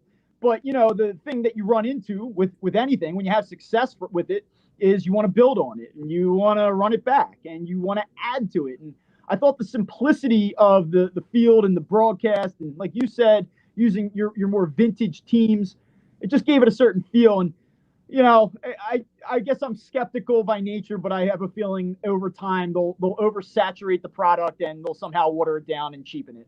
Well, let's be realistic. Baseball is infamous for ruining a good thing, right? Like, when interleague play first came along, it was cool, right? Like, it was fun, but it wasn't every weekend. Now there's so much of it, you just don't care anymore. Like, you don't care the same way. Like, when the Phillies would play the Angels, it would be like, oh, we haven't seen this in forever. Now it happens like every 4 years. So baseball is infamous for ruining a good thing. Yeah, especially interleague play. They used to section off a part of the schedule where they would cross over. Now, teams are like opening the season against, AL, NL matchups. And it's like, well, that I think takes a lot of the intrigue out of it for sure. Also, I got to ask you now, you mentioned some of the baseball movies you have seen on Twitter. Now, was that your list of favorite baseball movies or your go-to baseball movies? Like, how does that work? Because I don't want to misquantify what you were saying on Twitter, because Twitter is infamous for, misinterpreting things. Yeah, you can lose the nuance a little bit. Yeah, I mean, listen, that's not the definitive list of movies I've seen or necessarily in order how I'd rank them out. I've just never seen Field of Dreams. And people go, you can't be a baseball guy if you've never seen Field of Dreams. But listen, for whatever reason, I don't know. It's like it never came on when I was sitting on the couch when I was little. it kind of missed me. I don't know. But so for me growing up, I was always a big Sandlot guy. I loved, Little Big League. I loved Rookie of the Year. I think for me, my favorite baseball movies, though, are Major League 1 and 2. And I know that 1 is people that are movie purists say that 1 is far superior, but I actually think 2 kind of holds its weight as well. So those are my favorite movies. I've seen them probably no less than 50 times a piece, but I just haven't gotten around to Field of Dreams. I'm kind of with you, though, on For Love of the Game. I didn't add that to my tweet at the time, but that's a good one, man. You have Kelly Preston, Kevin Costner, Vince Scully doing the dramatic perfect game pursuit in his last start at Yankee Stadium. That's a great movie. I mean, it's like a little hokey, a little corny, but it's a good film. But it's like Draft Day. Like it's a Kevin Costner movie where it's close enough to the real thing for you to enjoy it, but not too close where like reality ruins it. You know what I mean? Absolutely. I'm with you. So I mean, like there's a whole list. A lot of people are like, what about Angels in the Outfield? Same thing. Like I watch Rookie of the Year all the time. I really like Little Big League where the kid becomes the manager of the Twins. But Angels in the Outfield, same thing. It just never really stuck with me. I think I saw like half of it once. What about the movie The Rookie, where the story of Jim Morris? Yeah. Is that what's his name? Dennis Quaid. Yeah, Dennis Quaid. Yeah, good movie. Yeah. That was like probably that came out maybe like roughly 20 years ago now. That was definitely like 20 some years ago. Yeah, I was probably like in high school when that came out. Decent movie. Yeah, I mean, again, a realistic element to it. So. All right. So at least I just wanted to make sure people had some clarity on what you were saying on Twitter, because sometimes when tweets pop off at like 10, 11 o'clock at night, people are like, oh my goodness, what is that? And so I got you. I love it. You send out a tweet like that and people are like mean. They're like, what do you mean you've never seen it? Like, you're an idiot. How can you disrespect that movie like that? I'm like, I'm not disrespecting it. I've just never seen it before. But 10, 11 o'clock at night, you fire off a tweet, you figure some people, especially with the Eagles last night, probably throwing back a few. So everyone gets a little bit of edge, gets a little angrier, and they take their shots. All right. Speaking of throwing a few back, it is Happy Hour Friday. Every Friday when I'm filling for Mike Gill, I like to ask people, what are they consuming this weekend? So Bob Wankel, what are you tapping into this weekend? I got to cover the Phillies tonight, so I'll be down at the stadium. So no beers tonight, but given the recent run of very hot weather here, I'll probably go and I'll kind of go cliche and roll with Corona Light probably tomorrow on my day off. But we'll probably throw back about 6 to 12 of those bad boys and just hang out. Okay, I'm a Corona Light guy, so I can work with you there. Now, my question though is, so we've been having a back and forth. So we had a texter earlier said that he's rolling with Sailor Jerry rum infused with watermelon. Okay. What is your position on the watermelon for drinks? Because I feel like that's a very hit or miss niche kind of drink. Hey, I'm not telling anybody what they can and cannot like. So who am I to criticize, right? But I've always just been I usually keep it pretty simple. I usually keep it beer. So like I've talked to Mike before, I'm a little bit of an IPA guy, but I'll mix it up and can throw back a regular light beer too. I'm a big beer fan though. I've never really strayed from it. So I don't know, mixed drinks and all that stuff, to each their own. I'm not a seltzer guy either, but watermelon's not for me, but hey, it can be for somebody else. All right. I think that was the most professional, upstanding analysis we've got on that topic so far in the show. So there you go. Bob Wankel, at Bob Wankel CB on Twitter for all your Phillies and more on the Twitter sphere, over at Crossing Broad, the website covering the Phillies. And he joins us every Monday and Friday. Bob, enjoy the weekend with the Phillies, and we'll catch up with you Monday. All right. Talk to you, Josh. Josh Hennig filling in for Mike Gill here on the Sports Bash on 97.3 ESPN. We will get back to your messages. What are you drinking this weekend? 609-403-0973 is the text for priority messaging into the show. Message the show through the 97.3 ESPN mobile app. Thanks, First Bank Seattle City. And we are live on YouTube and Twitter. We'll get to all your comments next. And, of course, coming up about 18 minutes from now, football at 4, Andrew DiCecco will dig deeper into the Eagles preseason game last night. We'll get his thoughts on everything we saw in the game last night right here on the Sports Bash. Happy Hour Friday, 97.3 ESPN FM. Tonight on Compass Media Network's coverage of the NFL. The 2021 season gets underway as the Cowboys and Cardinals kick off the preseason from Arizona. Hi, this is Jerry Recco. Join Kevin Ray, Danny White, and myself for all the action as the Cowboys square off with Kyler Murray and the Cardinals. Football is back.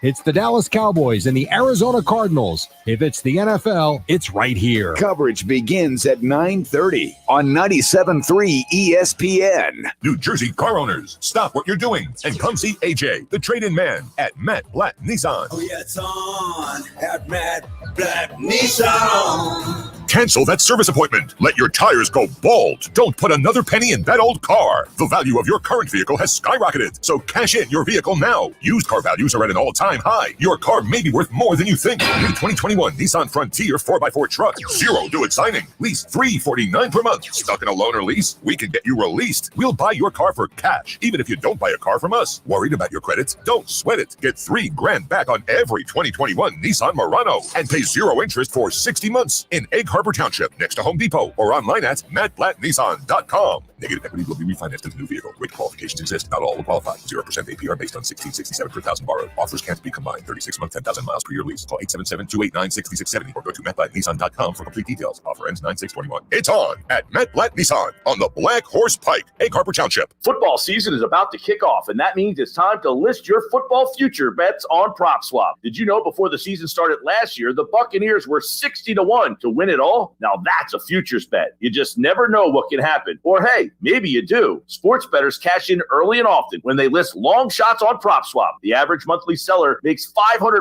a month on PropSwap just posting and selling tickets. So join them by going to PropSwap.com or download the PropSwap app today. PropSwap, where America buys and sells sports bets. It's back to school season at JCPenney, and the smart time to shop is now. Stock up on styles kids want and shop doorbusters all day Thursday to Sunday while they last. Like $11.99 select Thereabouts denim and $19.99 Arizona sneakers. Or use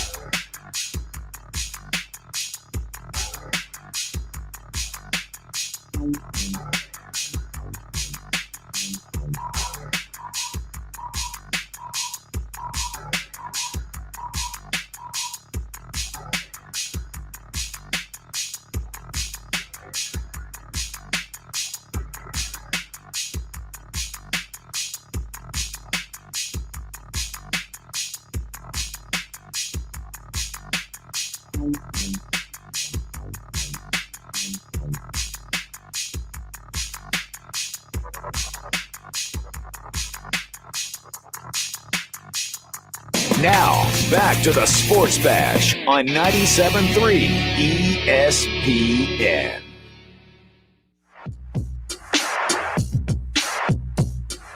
Josh Hennig back here on 97.3 ESPN FM. Happy Hour Friday. Of course, 97.3 ESPN mobile app where you can message the show directly. Thanks to First Bank in Seattle City. And we are live on YouTube and Twitter. Get some of your messages before we get out of here.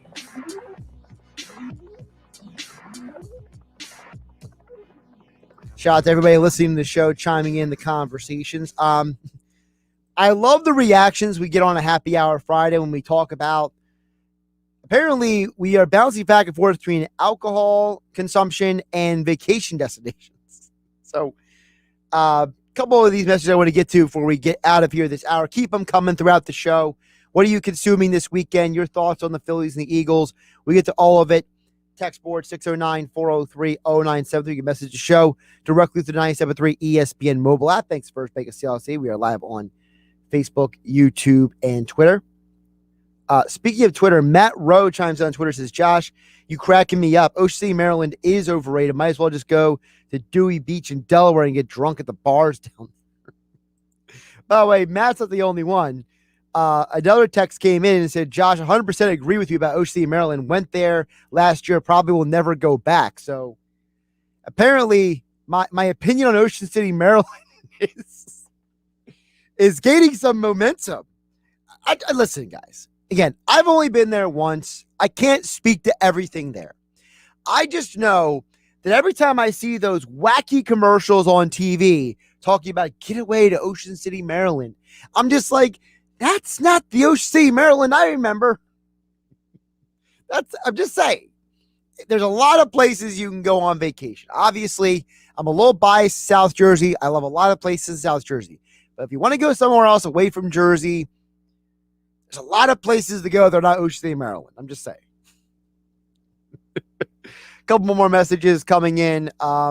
Jeff from Summers Point chimes in. Says, just got off the beach. I'm going with Fireballs and Bud Lights, keeping me hydrated out there. Believe it or not, Fireball actually hydrates you. Jeff, I don't know if that's true or not, but if it works for you, more power to you. I just know that scientifically, water is the best form of hydration. The second best form of hydration is some sort of electrolyte drink that's got a little bit of sodium to kind of pick up the sweat that's lost. The third best drink scientifically is something with the BCAAs mixed in water that kind of replenish not just your electrolytes in the drink, but you also want to replenish the protein synthesis process. So scientifically, those are the three best. But Jeff, if you think Fireball helps hydrate you and that works for you, more power to you. Yeah. Jeff, I believe, Jeff, you were the last one who said you're doing Fireballs and Bud Lights all weekend. So definitely, Jeff is nothing else consistent. A couple more messages coming in. Croce says, I'm enjoying Founders all-day IPAs for the summer is over. It's a strong choice, Croce. Can't disagree with that choice. He also follows up, says, watermelon as a fruit is very stiff thumbs up as a flavoring agent for whatever is absolutely garbage. So that's interesting. What you're basically saying, if I'm interpreting what Croce's saying, is watermelon is a great flavoring agent to cover up for something. That's interesting. So it's not that it complements something, that maybe the watermelon as a fruit flavoring agent covers up for things. That's interesting. That's usually the concept of mixed drink. The mixed drink is an opportunity for you to take, these hard liquors and make them more drinkable or consumable or whatever you want to call it. That's interesting. That's an interesting take. Like I said, and Bob kind of agree with me. We're not huge watermelon people. If I'm going to go with a quote, as you call it, Croce, a flavoring agent, that's a great term. I'm probably going with things like apple. Like apple's a good flavoring agent for a lot of things. I've seen a lot of people drinking the mango cart this summer. That's a popular drink out there. I tend to find the Leinenkugel line is typically a good line of drinks people seem to like a lot. Usually some good flavors. I happen to believe that the grapefruits out there is a very underrated choice. For those of you who see the grapefruits out there, definitely a very underrated choice. Watermelon, just not my vibe. So more power to Joey D and Ventnor and all of his people for consuming that. A couple more messages coming in. Got a message came in and says, I'm downing a few Twisted Teas on the boat tomorrow. Love the show. You guys do an awesome job. Well, thank you very much. And cheers to you as well. Now, Twisted Tea is one of those drinks that has a crazy amount of different options. So I'm just a little curious, like what are we going with the Twisted Teas? I'm trying to remember some of the flavors of Twisted Tea because I feel like there's a ton of different versions. The Twisted Tea is like turning into the alternative to like the seltzer crowd. Like if you don't want to be a part of the seltzer crowd, you go with the Twisted Tea crowd, right? I feel like that's what that's turned into. I know that isn't there a mango Twisted Tea? I know there's a tropical Twisted Tea. There's a half and half Twisted Tea. There's a bunch of different flavors. I feel like Twisted Tea is the one thing that if you go like to the liquor store or you go to the packaged goods store and you pick up the box, like it's never just one flavor. People get like the variety packs, the party pack. They call it a party pack. So I got a feeling maybe you're a party pack kind of guy. Grab a party pack, go on the boat. It's like open up a box of chocolates you don't know you're going to get the Forrest Gump line. I got to admit, though, I have not tried the Twisted Tea. I have not consumed that at this point. I'm not against it. Listen, I'm willing to try things, so maybe one day I will try it, but I have not tried the Twisted Tea. But I feel like the Twisted Tea is something that is more it's probably one of those things that you consume with a group of people and you enjoy it and you have a conversation about it and just lay back and have a good time. Maybe I'm misreading that, but that's kind of like my takeaway from that. So Josh Hennig finishing up the 3 o'clock hour here on 97.3 ESPN. Keep the messages coming while you're drinking and consuming this weekend. 609-403-0973 to get on the conversation. Football at 4 next. Eagles first preseason game. What do we take away from that? What can they get better at? What did we learn last night? Andrew DiCecco, football at 4 next here on Happy Hour Friday, 97.3 ESPN. Saturday morning in the locker room with Billy Schwein, the Phillies and the Reds hook up for a 3-game set. Can they hold on to the lead in the NL East? We will recap Game 1. Former Phillies manager of the 2008 World Series championship team, Charlie Manuel, joins us to talk about the Phillies retiring Roy Halladay's number 34. The Eagles played the Steelers Thursday night in South Philly, and we will review the first preseason action. It's the locker room with Billy Schwein, Saturday morning from 10 a.m. to noon on 97.3 ESPN.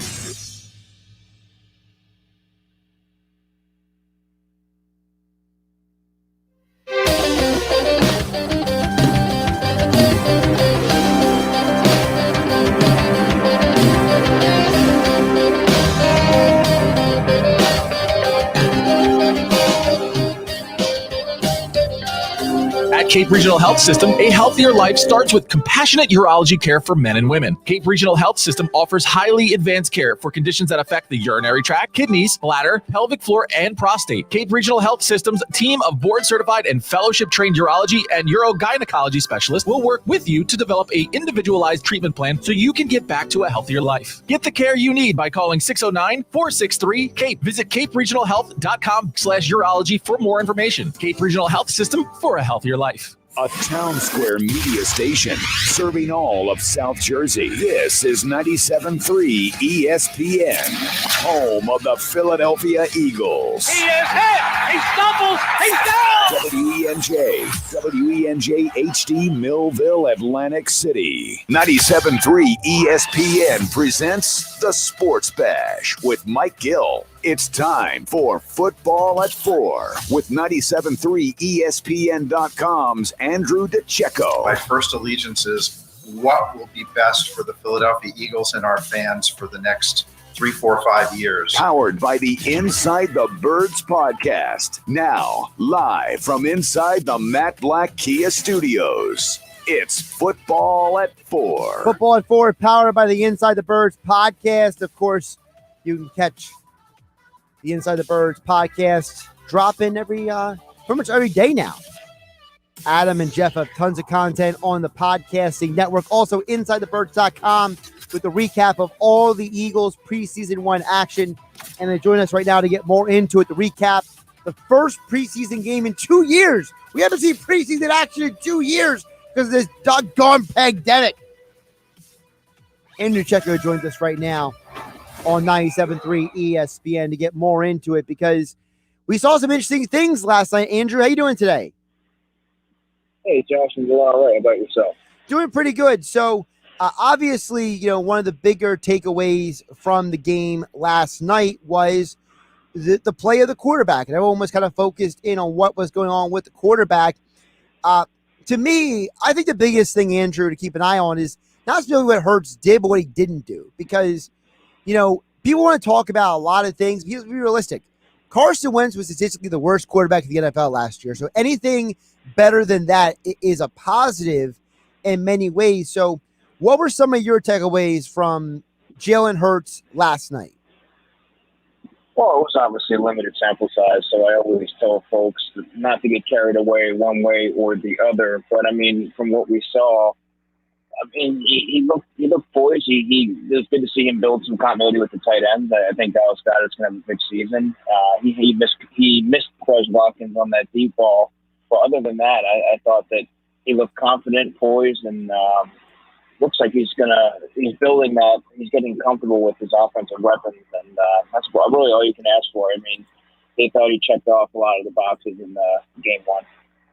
One of the things I noticed when I wrote down my notes, Andrew, is that, he had 1 throwaway and 2 drops in the game last night. So you could argue that he had 4 incompletions, but 3 of them were things that technically were not really his fault. It was him basically not taking a sack, not committing a turnover. So people may say he had 4 incompletions, but I could argue 3 of them were not really demerits in his column.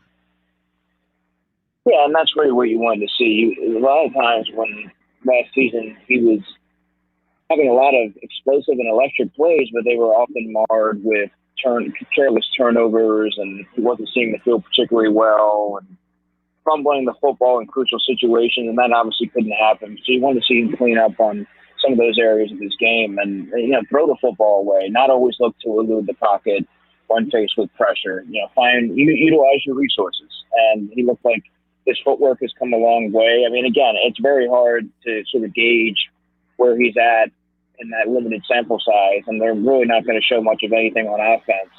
But as far as just lining up and playing football, I thought he looked markedly improved. Now, one of the things also I noticed when it came to the offense with him on the field was I think some people were surprised we didn't see him run more aside from the 1 scramble. And to me, Andrew, I think it's actually a good thing because it shows that the offense is enabling him to be more of a passer, and he didn't need to bail out to run as many times. Is that a fair assessment? Yeah, and you also don't want to see him run and expose himself to unnecessary hits, especially week 1 of the preseason. there's really no need for that. So, I mean, you're right. You want to see that element of his game sort of pick your spots when you're going to escape and pick up yards with your legs. I mean, there's a time and a place for that, but I think as he settles in and starts to build that trust and chemistry with the offensive players around him, which we're starting to see, you're going to start to see a more refined Jalen Hurts. And he's someone that I think isn't as proficient throwing against air. I think it's hard for him to simulate throws and practice like that. I think there really needs to be a defender there. I think he does better where he can sort of pinpoint where he wants to put the ball, and that's why you saw a much more accurate and poised quarterback when in live action. One of the things a lot of people online were talking about was the offensive line, particularly Jordan Mailata. What were your takeaways from Mailata's first preseason game of 2021? Yeah, much of the same. Just a dominant player, very athletic, strong, physically imposing. It's exactly what you want in a left tackle, and he just continues to evolve. His game continues to evolve, and that's a credit to him and Jeff Stoutland for working on taking his raw athletic traits and really molding them into a refined left tackle. And he has all-pro ability once everything starts to come together. And I think he has a lot of veteran pieces around him to sort of make that happen. So there's a lot to like with Jordan Mailata, where he's at right now. Andrew DiCecco joining us, football at 4 and a happy hour Friday, day after the Eagles' first preseason game, right here on 97.3 ESPN. Follow Andrew on Twitter at @DiCecco NFL, and check out all of his coverage over at InsideTheBirds.com. Andrew, sticking on the offense, also on my notes, that pass block by Jordan Howard, I got to be honest with you. No offense to the other running backs, I don't know if the other Eagles running backs can do a blitz pickup like that. You know, I think that's part of the reason why Jordan Howard is here, because he's a veteran running back who can pick up the blitz, who can get you those grind him out yards. And it seemed like more and more with the reports coming out of camp that he is really starting to almost like put his name onto this roster very early in August. Yeah, and that's something that Jeff and Adam have outlined pretty thoroughly throughout the Inside the Birds podcast for quite some time now. But that's why Jordan's here, man. I mean, he's not only is he a tough between the tackles runner, but from a pass protection perspective, there's that sort of comfortability there where they know that if they insert him in these situations, that he's going to step up and he sees things that maybe other players aren't necessarily as quick to adjust or really see the field in that way. So, you have to really like what he brings to the offense. And I think that's plays like that are why he's going to stick around.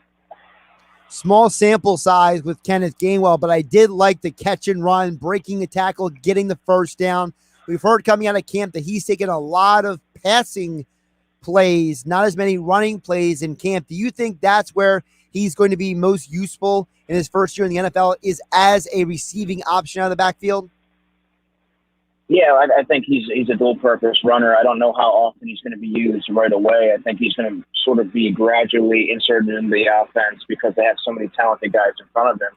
But he showed yesterday that the game is not too big for him. He's ready to sort of adjust his skill set, really translates to the current NFL, and I think you're going to see him sort of find his footing and find a role, 4 or 5 weeks into the season. He has a skill set that the Eagles sorely need, and that both him and Boston Scott present that change-up dynamic when you have guys like your 3-down runners and Miles Sanders and your between the tackle bruisers and Jordan Howard and possibly Kerryon Johnson. Now, I know that Quez Watkins was a big talking point of the game last night, but I would like you to gauge my opinion on this, and you could tell me if I'm 100% wrong or not. I don't care. It's all good. But I want your opinion, okay? To me, okay, Quez Watkins scored a touchdown. But, Andrew, I feel like I see that play every week in college football. Every week there's a team in college football that runs a bubble screen, and they have a guy who can run really fast for a touchdown. Am I wrong on that? No, that happens pretty frequently, but I would look more at how that play happened. I think it was very well blocked and schemed up, and you got to give it a credit to Quez Watkins. His explosiveness in the open field is such a dynamic trait that I think that once the Eagles figure out what role they have for him, and I think he continues to take on a larger role with, continuously stacking these solid practices and then having it translate onto the game situation. I think we're going to see him carve out a nice role there, and those are the type of plays and ways that I see him really being exploited, because he has that game-breaking speed and home run ability. So that's really how he's going to fit into this offense, I think. So, I mean, it is very common, but there's a lot of things that go into a play like that. As easy as that play may have looked. Andrew, what were your thoughts on the use of the tight ends last night? The tight ends got a lot of targets, a lot of action last night between Ertz, Goddard, Tyree Jackson, Richard Rodgers. They all were getting multiple targets. Yeah, and that's something that I sort of had an idea was going to happen. You had so many different, all three tight ends and Tyree Jackson, they all bring different dimensions to an offense, and they all present different matchup issues for defenses. And I think that Jalen's become more comfortable throwing into the middle of the field, whereas last season he was really hesitant to do so. Outside of maybe Greg Ward, he was mostly looking to the outside to find those receivers. And I think now he has such a comfort level throwing to all of his weapons, and that's going to make a very lethal offense. Andrew DiCecco joining us here, Football at 4, powered by the Inside the Birds podcast at InsideTheBirds.com for more Eagles analysis as well from Andrew DiCecco, Adam Kaplan, and Jeff Mosher. Andrew, flip it over to the defense. I know that people look at the final score and be like, oh, man, but, realistically, if you go back and watch the game, not just be a box score looker, but, the defense actually fundamentally played all right for the first and second teams. Didn't really give up a lot of points, so they got the third team guys out there. What were your thoughts on starting with the D line in the game last night? Yeah, again, it's a vanilla looks. Jonathan Gabb's not going to tip his hand one way or the other. I thought that he kept it really simple, let his defensive line do what they do. Everybody handled their individual assignments without any added help. And I thought the starters looked pretty solid. And then obviously the second unit for that matter as well. And then obviously when you got to the third unit, I really thought they got gashed up the middle there with Marlon Tuipulotu and Raekwon Williams particularly. Sean Bradley was active though on that second and third unit. But I mean, Jonathan Gannon isn't really going to show anything right now, so you can't really gauge one way or the other what his defensive structure is really going to look, what his ideologies are or anything like that. So he has a strong defensive line that can get home with just four guys, no added pressure. So it really gives him a lot of optionality in what he can do on the second and third levels. So, I mean, he's in a good spot right now as he continues to find his footing as a first-year defensive coordinator. Yeah, you mentioned Raekwon Williams. Also, T.Y. McGill got some pressure in the game last night. Do you feel like that either both McGill and Williams can make this team, or do you think it'll be one or the other? I don't think Raekwon Williams makes the roster. But as far as T.Y. McGill, I think that he's got an inside track right now over Hassan Ridgeway. I think they probably keep 4 there. Teron Jackson's making a case for the Eagles to keep 5 defensive ends. Raekwon Williams struggled mightily yesterday against particularly defending the run, and so did Marlon Tuipulotu. So those are 2 guys that I did not think helped themselves too well. But I think T.Y. McGill has proven he's a well-traveled defensive tackle. He's been a number of different places, but he brings there's a skill set there. He's had a good summer, and I think that he sort of can settle in as that 4th defensive tackle, veteran player, and can give them some good snaps. Let's over to the linebackers. TJ Edwards been getting a lot of run in camp in part because of the injuries at linebacker. What were your thoughts on him last night in the preseason game? Yeah, really active. Looks like he's in really good shape, flies around. Just a fundamentally sound player. I think he's carved out a role as the number 3 linebacker and special teams ace. I think he's going to be a core member for special teams coach Michael Clay. What about Sean Bradley? Is he carving himself out a spot on this roster? Because it seemed like he was really running a lot last night to get to the ball. It seemed like he was really, really putting in that extra effort. Right. Yeah. And he's someone who I think added some size, and he's another one, a very high football IQ, knows his assignments, knows where to line up, knows how to get other guys lined up. Not the most explosive player, doesn't have the most dynamic traits, but there's a spot on every roster for a guy like Deshaun Bradley, and he is a really strong third base player. So that alone will give him gives him an inside track to be that fifth linebacker, I would think. And I think Jacoby Stevens might stick as the sixth. I think they might be inclined to keep six there.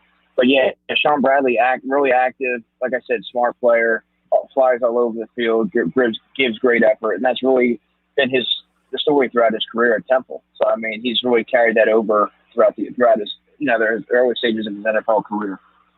And let's go to the secondary. I'd be remiss if I didn't first touch on your guy, Elijah Riley. You've talked up a lot. That interception to me was an incredibly impressive play. It seemed like he read the ball even before Dobbs even threw it. Yeah, he stared down. Dobbs stared down Cody White, and Elijah Riley broke on the football, saw it the whole way, broke on the ball, and that's sort of what he did at Army. He was a ball hawk in Army. He was all over the ball in the East West Shrine Bowl when I saw him there. Like I said, positional versatility, smart player, physical, looks a little bit stronger. I think he has the makings of a core special teams player. So I personally am not surprised that he went out there and delivered. And now Eagles fans are now starting to know who Elijah Riley is.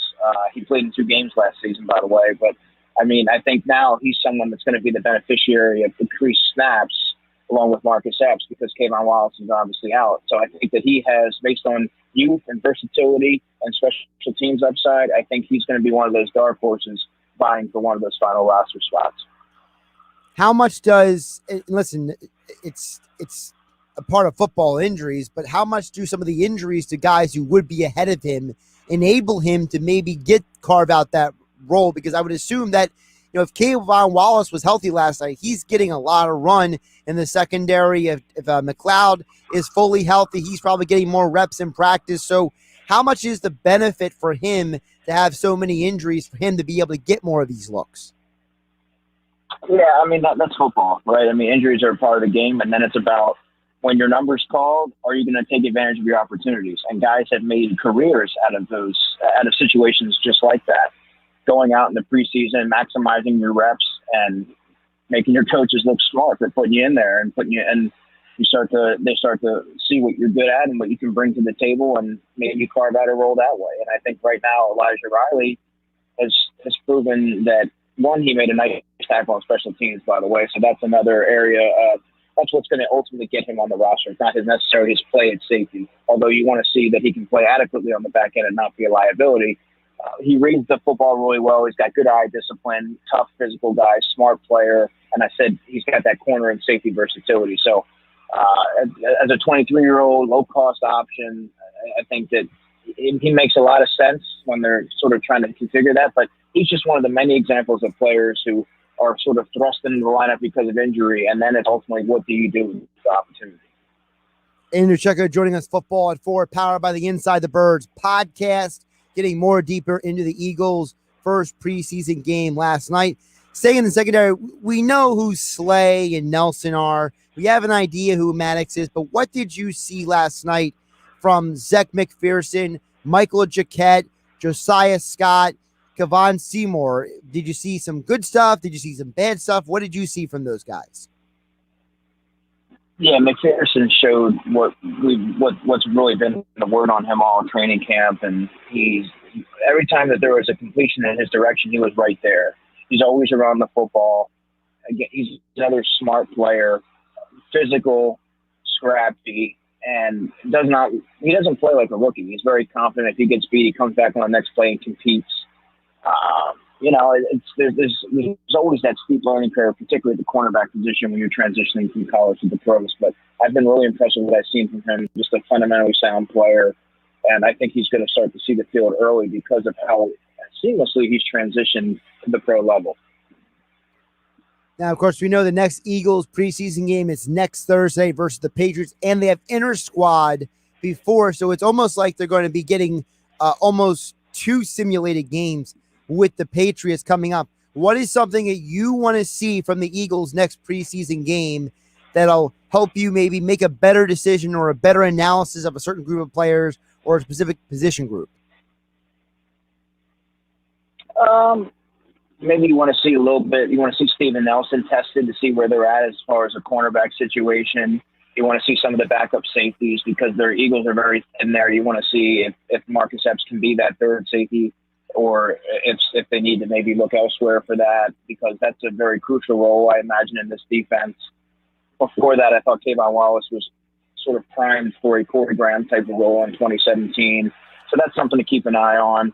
The defensive line is as solid as there is in football, so you don't really have much there. And, you just want to see Jalen Hurts continue to progress, continue to make the right reads, deliver the football with accuracy, hone in on this footwork, and, the rest is – and most importantly, just get out of the preseason healthy. Follow him on Twitter at DiCecco NFL. Check out all of his coverage over at InsideTheBirds.com. He joins us every Tuesday and Friday here on the Sports Bash. Today we broke down Hero Football at 4, Eagles preseason game 1. Andrew, great stuff today. Appreciate you jumping on. You got it, Josh. Have a good weekend. And, of course, Football at 4, powered by the Inside the Birds podcast and the Inside the Birds podcasting network. DiCecco will be back on Tuesday, of course, right here on 97.3 ESPN. The 4 o'clock hour of the Sports Bash being brought to you by PropSwap, America's sports betting marketplace. Sell your sports bet, take your profit, find out how at PropSwap.com or by downloading the PropSwap app today. We'll get back to your messages coming up next. Your thoughts on the Eagles, the Phillies. Also, what are you drinking this weekend? Text board 609-403-0973. Also, priority messaging, DM the show directly from the 97.3 ESPN mobile app, powered by First Bank of Seattle City. And we are live on YouTube and Twitter. You can join the conversation over there as well. Of course, Eric, listening to us from North Carolina, says I was quite happy with the Eagles' first second teams last night. Yeah, Eric, I think that there were definitely some positives to take from the Eagles last night. Way more positive than negative with the game last night. I know the final score doesn't matter, the preseason game. The Lions that went 0-16 were undefeated in the preseason that year, 4-0. Yeah, go look it up. They went undefeated in the preseason that year. So, losing a game or two in the preseason doesn't really matter. I'm not getting bent out of shape one or the other, especially considering the third and fourth team players. You brought in Blake Countess last minute to fill the secondary void because you had nobody else to play safety in a couple other spots. You have guys like, Marcus Epps playing way more than he probably would otherwise. Guys like Rashad Smith getting way more reps than he would otherwise. I'm not getting upset about the final score. I'm more concerned about how the individual players looked. And I think that Eric Gallagher's right. You had to be happy with the second teams. First time under Nick Sirianni, first time under Jonathan Gannon. The players played well. You got to give them credit. Josh Hennig here on 97.3 ESPN FM, the 97.3 ESPN mobile app. We are live on YouTube and Twitter. Join the conversation. Get more of your messages next right here on 97.3 ESPN FM. This is the radio home for Philadelphia Eagles football. The Eagles continue the 2021 preseason this Thursday night, hosting the New England Patriots at the Link. It's under center. Hit back. Hit.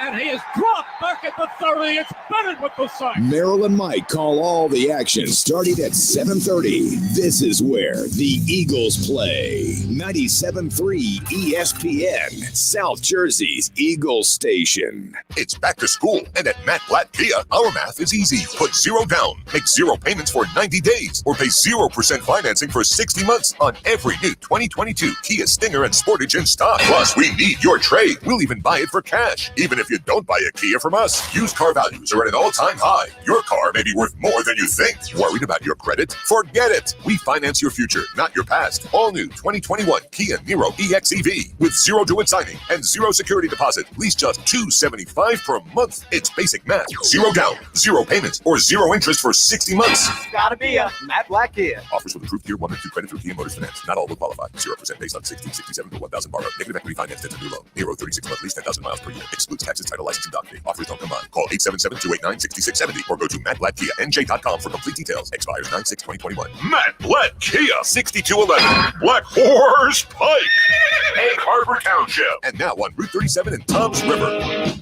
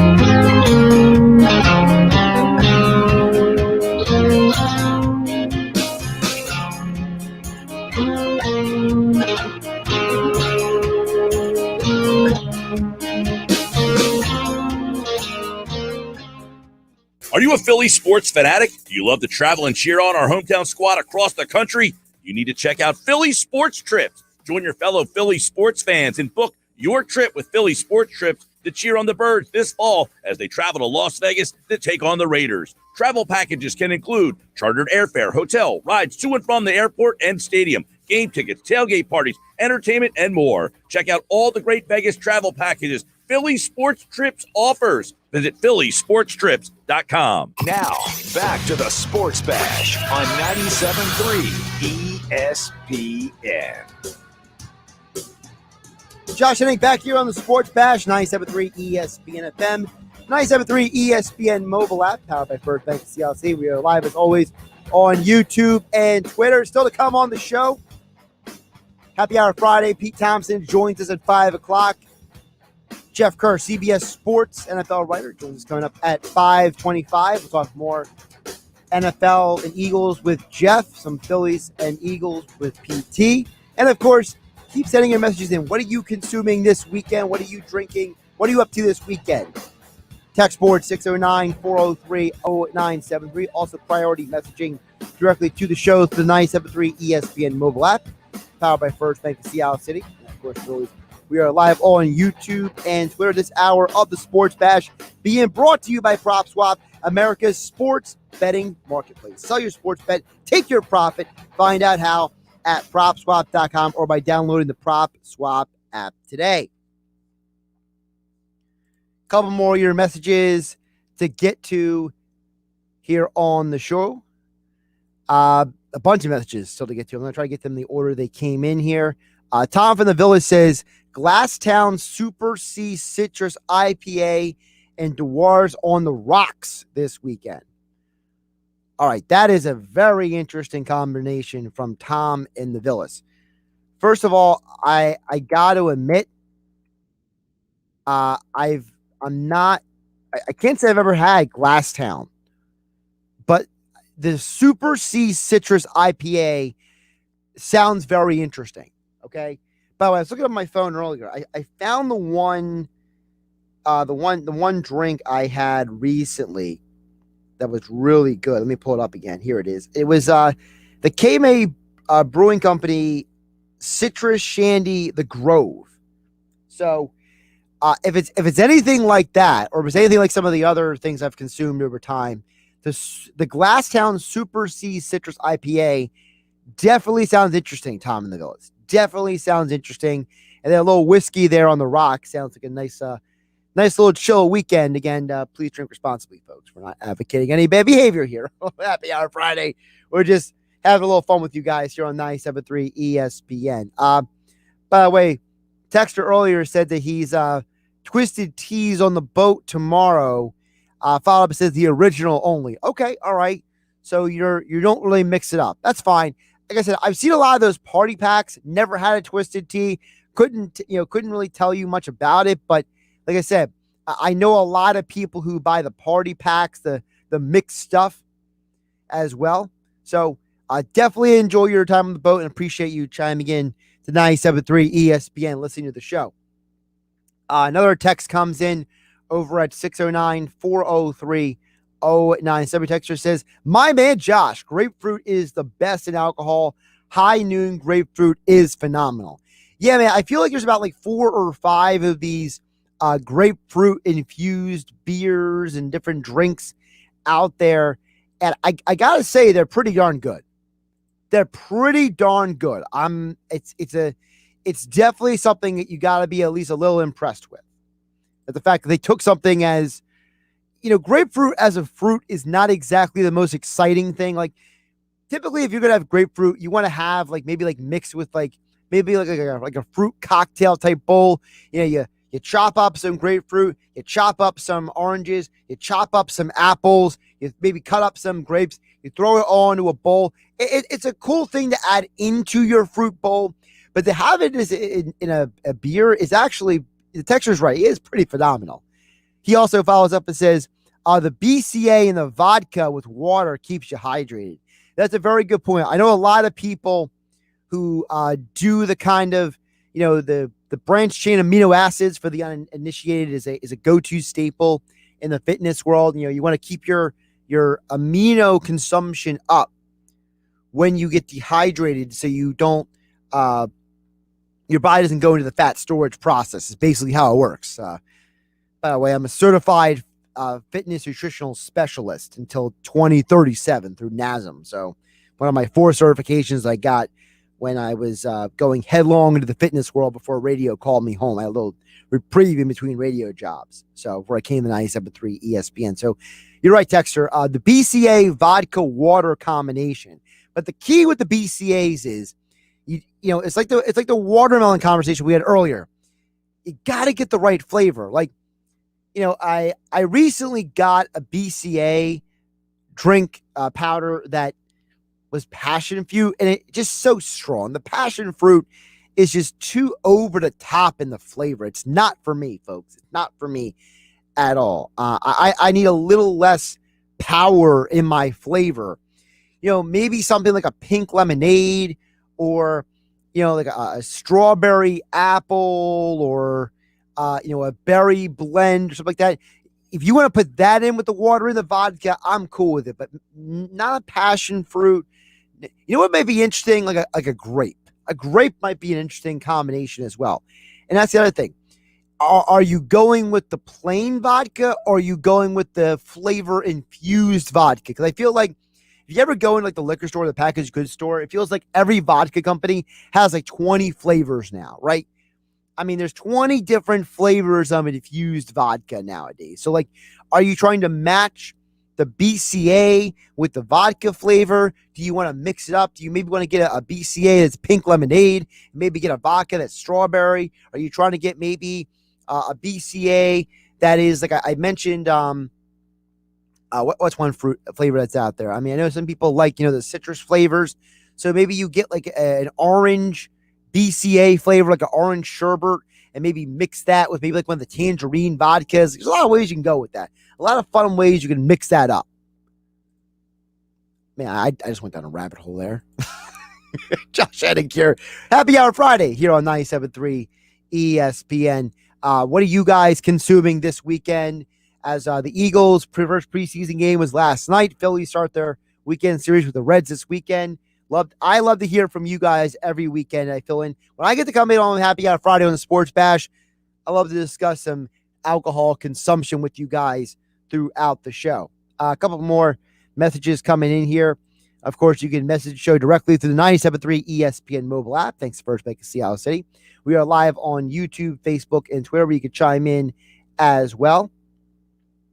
Also, of course, 609-403-0973 is text board. Eric Gallagher says that Miller Lite's for me today, hitting up some IPAs from Wicked Weed Brewing Company tomorrow.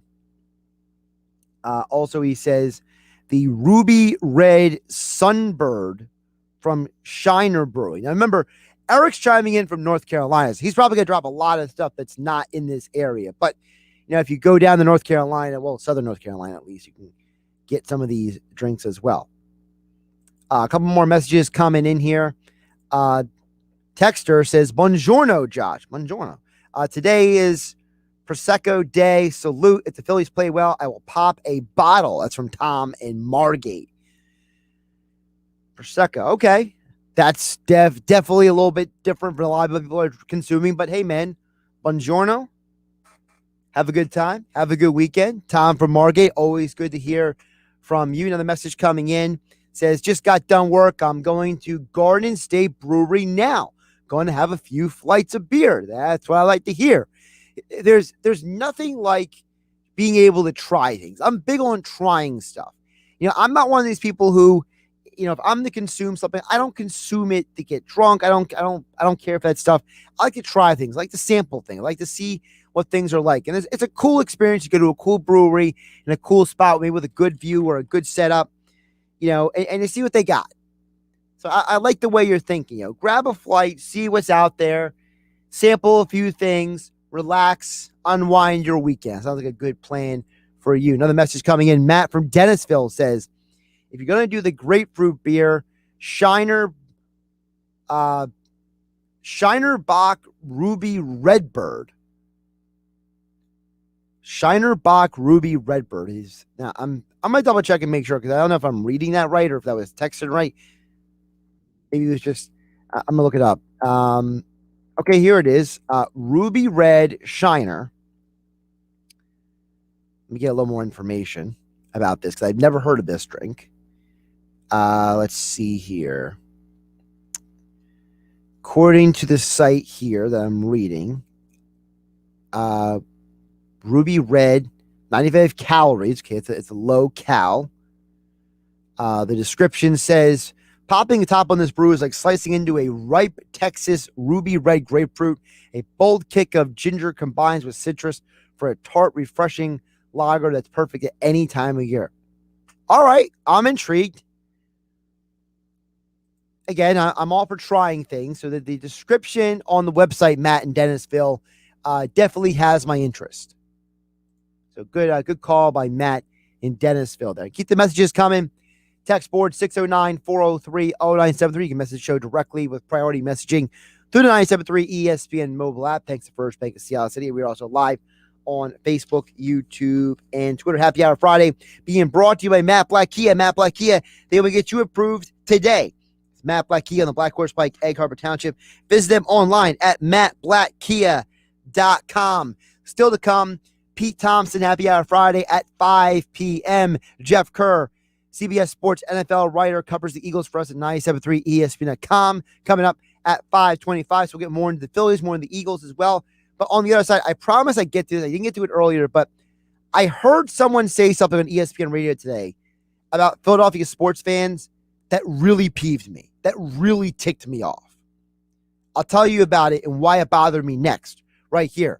Sports Bash, 97.3 ESPN FM, 97.3 ESPN mobile app, powered by First Bank of Seattle City. We are live on YouTube and Twitter at 97.3 ESPN. I'm Josh Hennig, filling in for Mike Gill on a Friday. Turn it on. Leave it on. The Sports Bash on 97.3 ESPN. On some models excludes Corvette with GM financing, excludes price.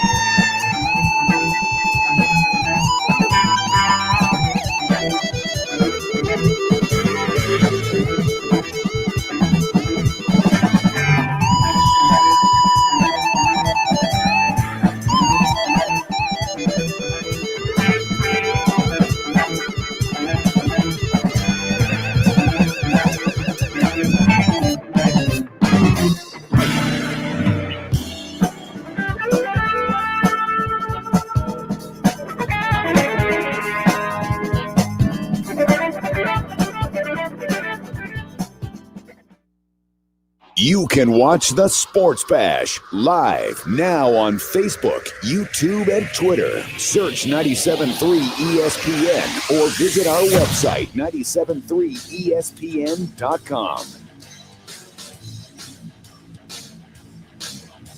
Josh Hennig back here on the Sports Bash, 97.3 ESPN FM, the 97.3 ESPN mobile app. As always, we are live on Facebook, YouTube, and Twitter.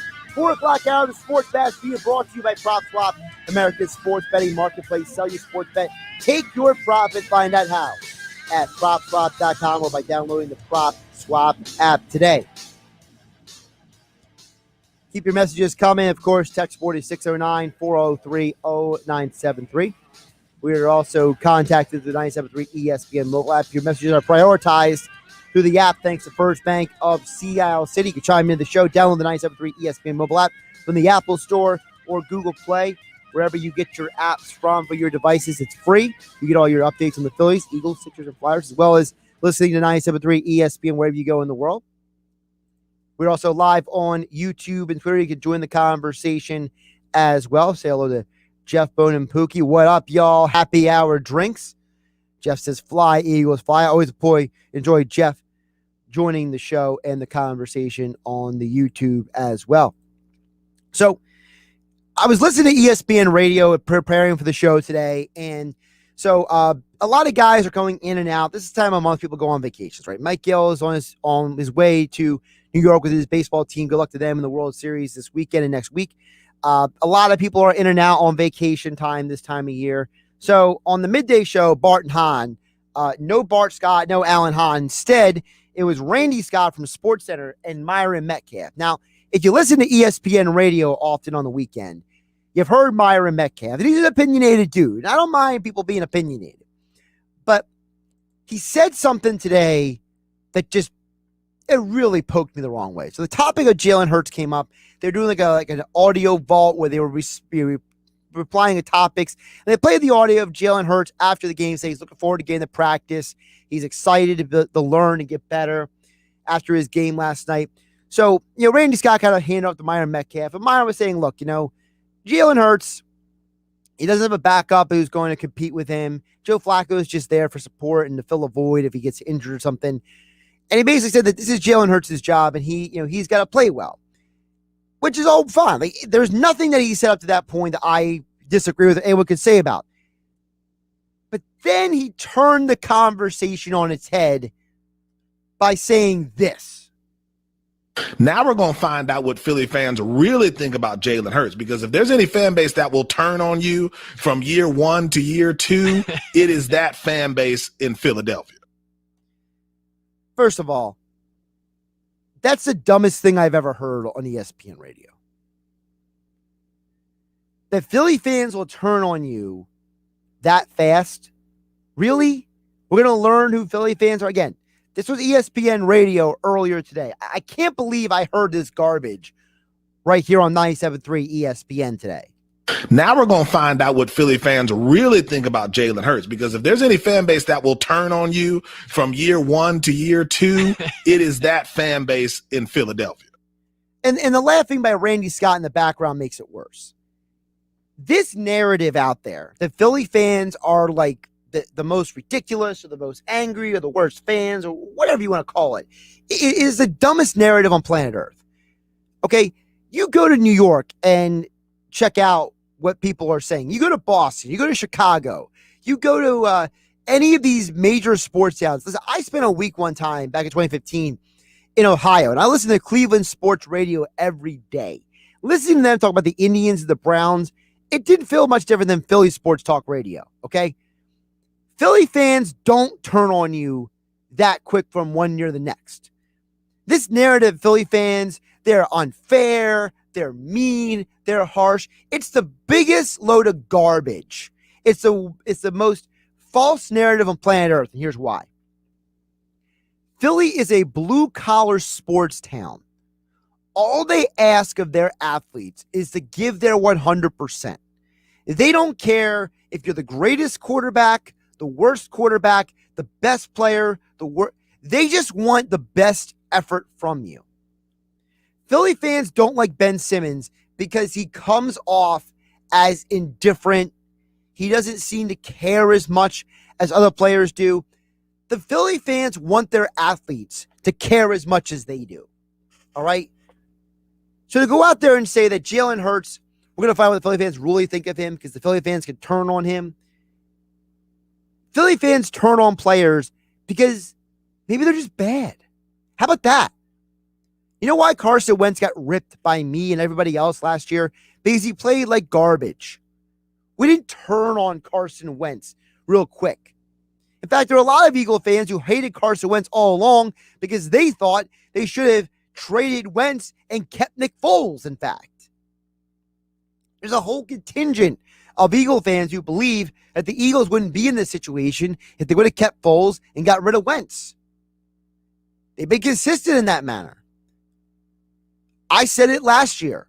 I was a Wentz guy until he started becoming this egotistical guy who wouldn't admit that he had a problem and he was making mistakes. We don't turn on people just because. This attitude that Philly fans are mean or they're harsh or they're insufferable or they're over the top. Every fan base on planet Earth, on some way or another, is going to be unfair to you. If you can't handle the heat, get out of the kitchen, as the old saying says. If you are so worried about what the fans and the media thinks of you, you're probably just thin-skinned. You probably just can't handle criticism. You probably just dwell so much what people say about you can't handle it. When people like Danny Green were saying that, Ben Simmons, that the fans seem to not be so mean to him. How about Ben Simmons just grow up? Why does nobody talk about that? Is it really the fans that are the problem? Is it really the fans that are the issue in Philadelphia? Or is it the athletes? And listen, sometimes the criticism of the fans are all over the top. But you know what fan means? Fan is short for fanatic, okay? If you're a fanatic, you're going to be a little off at times when it comes to your opinions. Your perspective is going to be a little bit off. You don't think in New York they've ever flipped on a player? There's multiple teams in New York, the Yankees, the Mets, the Giants, the Jets, the Rangers, the Islanders, the Nets, the Knicks. And you don't think fans of that city lose their mind sometimes about those teams? Of course they do. Chicago, same thing. Boston, same thing. I told you, I've been out in Ohio listening to Cleveland radio and them ripping coaches and ripping players. I've heard it. The majority of fan bases that care about their teams are going to be a little irrational. So to paint Philly fans like they are this extreme fan base that will flip on you from one day to the next, 1 year to the next, is completely unfair. And this hate of Philadelphia sports fans is one of the most irrational things I've ever seen in terms of public sentiment in the media. It's absolutely ridiculous. And it's completely unfair. I honestly hate it. I think it's despicable. I think it's absolutely ridiculous. So, listen, if you don't like Philadelphia sports, fine. If you think the fans are low over the top, fine. But these people like Myron Metcalf on ESPN radio, who act like Philly fans are so much more ridiculous or anything than anybody else, is completely intellectually dishonest. It's irrational and it's disgusting. A lot of times when Philly fans turn on an athlete, as he calls it, again, I'll play what he said again so you hear the exact verbiage of what he said. Now we're going to find out what Philly fans really think about Jalen Hurts, because if there's any fan base that will turn on you from year one to year two, it is that fan base in Philadelphia. Listen, you know why Philly fans turned on Ben Simmons? Because he couldn't make a foul shot. He's afraid to dunk the ball. You know why Philly fans were booing Phillies games at times? Because they were blowing easy leads. The bullpen had over 20 blown saves in the first half of the year. You know why Philly fans were angry with the Eagles? Because they were losing games they could have won because Carson Wentz couldn't stop throwing the ball to the other team. You know why Philly fans were getting mad Flyer season last year? Because honestly, the team looked like they didn't care. They didn't want to win. They didn't care at times. Philly fans turn because you give them a reason to turn. Maybe if these athletes didn't give the fan bases in Philly and New York and Boston and Chicago and Cleveland and other parts of the country a reason to boo them and turn on them, maybe the fans would be less agitated, because in a city like Philly or a city like Pittsburgh or any of these towns that are blue-collar towns that are grinders, they spend their hard-earned money to go watch you play sports. They buy your jersey. They buy your hat. They do it because they're passionate. And I'd rather have a passionate fan base than an indifferent fan base. I don't want Atlanta. I don't want some of these towns that are just, oh yeah, whatever, we'll show up when the team makes the playoffs. I don't want that fan base. I want a fan base that cares. And if you can't handle that, then you shouldn't play sports in that town. I'm not worried about Philly fans turning on Jalen Hurts, because if Jalen Hurts plays better than Carson Wentz did last year, they're going to be cool with him. Myron Metcalf, you are wrong about Philly sports fans. I'm Josh Hennig, filling in for Mike Gill, Sports Bash Saturday. Happy Hour with PT next. This is Billy Schweim. Join me Friday night for 97.3 ESPN's live coverage of the South Jersey Lifeguard Championships, live from Longport, New Jersey. Coverage starts at 6 p.m. The South Jersey Lifeguard Championships are being brought to you by McCann Realtor, serving Seattle City since 1939. Tito's Subs and Pizza on Ventnor Ave in Margate. Blitz's Market with 2 locations in Ocean City at 21st and 34th Street. Lee's Builders of Margate, over 30 years of building custom homes. 7th and 11th Street Bike and Surrey Rentals at the Boardwalk in Ocean City, open 7 days a week. Goodyear believes in the power of moving forward, no matter if it's on the track, the court, or the field.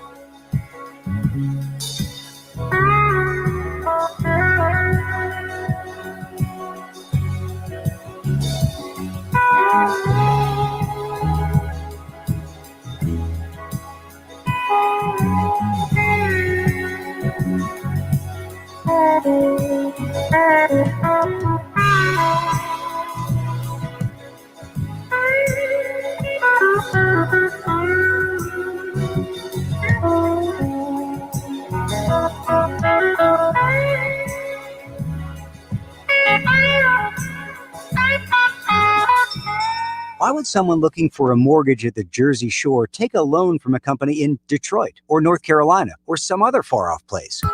Online mortgages promise a lot, but don't always deliver. First Bank of Sea Isle City knows the Jersey Shore. We are local lenders. We use local appraisers and provide in-house processing. We understand the unique obstacles of financing in Cape May County. Don't take a chance. Local banking is better. Let us guide you. First Bank of Sea Isle City. Member FDIC, equal housing lender. South Jersey's home of the Sports Bash with Mike Gill. I am the voice of the voiceless. 97.3 ESPN, WENJ, WENJ HD, Millville, Atlantic City, a Town Square media station.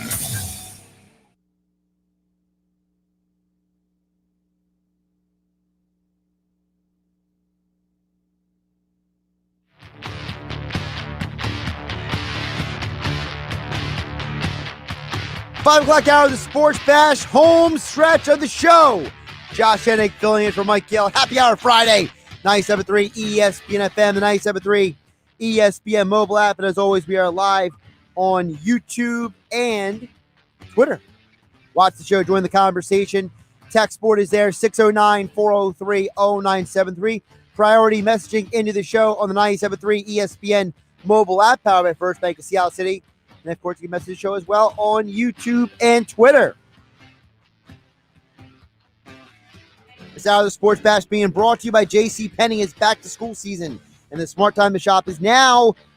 Shop doorbusters all day today through Sunday while they last. Weekdays are back in style at JCPenney. Every Friday, we are joined by the one and only Pete Thompson on Happy Hour Friday here on 97.3 ESPN. And even though the PT is not personally imbibing in any drink, you can keep chiming into the show as you do each and every Friday when I'm on for Mike Gill about what you're drinking this weekend. And PT joins us right now on the stream, decked out in Eagles green with an Eagles hat. Get the whole 9 yards going. Pete, how you doing today? I'm good, Josh. It's a pretty sweet lid, isn't it? That my girlfriend got this for me. I saw it on my phone, and I was like, I want that, you know?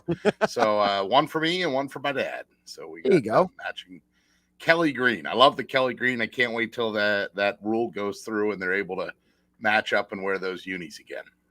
Well, at least you got the hat to hold you over, right? And yes, it is a happy hour Friday with the PT, but I believe that I might have had happy hour Thursday a little bit last night. So if I'm less than 100% chipper, blame Mr. Schweim. Well, if Billy's listening, we can blame him. If he's not, then probably somebody will text him and say that we're talking bad about him. If he's again. Listening, his ears are everywhere. His spies are everywhere. They're all listening. No. He doesn't have legitimate spies. He has a bunch of wusses, okay? He has a group of people who listen to the show, who text him, who he claims are not his friends, by the way, who never text the show, never tweet at me, never tweet at 973, never tweet at Mike Gill, never reach out to us and say, why are you saying that about Schweim? No, they change the story, then they text Billy, and then Billy texts me or Gill or you and says, okay, what are you saying about? No. People misinterpret stuff. It's like whispering down a lane, Pete, okay? So that's why I always preface it by saying if Billy's listening. If he's not listening, the people who rat to Billy about what we're supposedly saying are a bunch of losers. Well, because they can't confront us about it. Wow, okay, that's Josh Hennig with a G, Hennig. You can follow him on Twitter at JOSHHENNIG. Yes, look, we're not talking bad about the guy. I'm just saying that he and I went on a little social call last night to try and promote his show, and we had a little fun. You know, it looks like you did have fun. I saw a couple pictures. We had a good time. You know, Billy's looking as tan as ever. You know what I mean? Yes. When he gets into full Oompa Loompa stage, you know that it must be August. That is correct. By the way, the South Jersey Lake Guard Championships are an hour from now. Billy Schweim on the broadcast right here on 97.3 ESPN.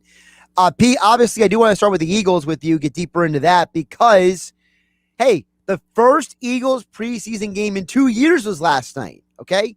And I thought that there's some good things to take away from the game. I thought overall Jalen Hurts played well. I thought that a couple of the running backs played well. I was surprised it went to the tight end as much as they did. I thought for the first half, the defense played well. So I think overall, I have a lot more positives than negatives coming out of that game last night. Yeah, I thought there was some good and some bad. I mean, Hurts was mostly good, although he did overthrow Quez Watkins on what could have been a home run ball and looked like it was going to be a home run ball. And it's pretty hard to overthrow a guy that seems really fast. I thought the other good thing out of the game last night was Quez Watkins. I thought that, and Hurts said it himself when he was walking to the podium last night and said, well, the secret's out, like so much on us trying to keep Quez Watkins quiet. Now everybody's going to know, but Hurts 3 for 7, 54 yards. I mean, who cares really about the stats? It's just what was his presence like in the huddle and how did he look? And he looked okay, and yeah, I see you talking about the guys that ran the football. I mean, look, to me, the story of the game offensively was Quez Watkins, and he had one catch for 79 yards. He really could have had two for like 163 or something like that, and 2 touchdowns. I mean, he could have been the home run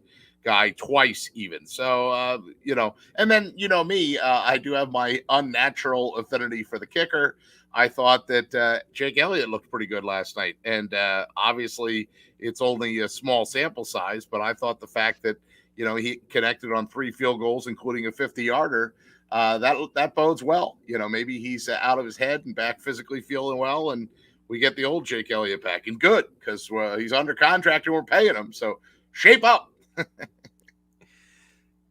A lot to digest there, but I first I go to the Jalen Hurts thing, because Pete, I mapped this out. I don't know if you heard me earlier. So according to NFL Next Gen Stats, Jalen Hurts was blitzed on 6 of the 7 pass attempts he had yesterday. Okay. So I broke down his passes. The Eagles had 2 drops and Hurts had 1 throwaway. So based on that, you could argue that only the deep pass that he missed was the only actually legitimately bad play he had the entire night. Yeah. So as far as I'm concerned, if you only have 1 poor throw and it doesn't result in an interception, a turnover, or a fumble, then you know what? You're already doing a ton better than last year's guy. So you know what? To me, it's uphill from here. It's good all the way up. You remember that I feel like I learned most of my football from my time in Nebraska. As a kid, I was just a fan of football, but I started to study the game when I spent that decade in Nebraska. And Tom Osborne, the old Nebraska coach, used to say, there's only 3 things that can happen when you throw the football, and 2 of them are bad, right? So that's why Nebraska loved to run the football. And we're in Eagles country. I mean, look, I think the old school Eagle people love running the football. But as far as Hurts goes, you're right. If you break down the numbers, he didn't have a bad night. He didn't have a great night either. The guy that stunk, in my opinion, and really is worrisome is Nick Mullins. I mean, that dude was terrible last night. And Joe Flacco shouldn't feel any pressure at all not to. I mean, in fact, Nick Mullins stunk so bad that you wonder if they're even going to keep a third quarterback. Why would you? I mean, at this point, you probably don't need to. You can make Greg Ward the emergency quarterback. You know what I mean? So, to me, Nick Mullins is just filling out the roster at this point. He was awful. I mean you need a camp arm. I get it. You need somebody to get pummeled by somebody else's 3rd string or 4th string. I get it. Run out there, sacrificial lamb, And but yeah, I mean, he was really, really bad, and that surprised me. Happy Hour Friday with the PT here on 97.3 ESPN. Josh Hennig filling in for Mike Gill. Eagles' first preseason game of 2021 last night. Pete, the other thing I noticed is that I know a lot of people are maybe a little surprised how much they went to the tight ends. A lot of passes went to the tight ends. Zach Ertz, Dallas Goedert, Richard Rodgers, Tyree Jackson got a lot more targets than a lot of people expected last night. How do you feel about that? Well, Tyree Jackson's the one. He's the converted quarterback that's like 6'7", and that's a guy. Where's number 80? That's a guy that everybody sort of has been talking about. The Jeff Kerrs, the Jeff Mosher's, or Mosier, if you listen to our voice announcer, Moser or whatever, he's butchering it. But if you listen to our guys, that they've talked about Tyree Jackson a little bit as being an emerging guy. And yeah, I mean, there was a lot of talk too that, Zach Ertz has played his last game in an Eagles uniform. Surprise, 2 catches, 20 yards, still in uniform. Why not keep the guy around, especially if you're going to start using those guys in that role. I mean, for a young quarterback like Jalen Hurts, a capable, if not above better than average tight end is a godsend to have, right? That's the guy that can get open 5 to 7 yards away from the line. So, oh, wait, there's my target. No problem. And if you have one of them, great. If you have two of them, wow. If you have three of them, I don't know how you get all three of them on the field at the same time, but that's why other people get paid more money than me. What I do know is 3 is a blessing. 3 is a godsend. So I thought the tight end was a big story last night.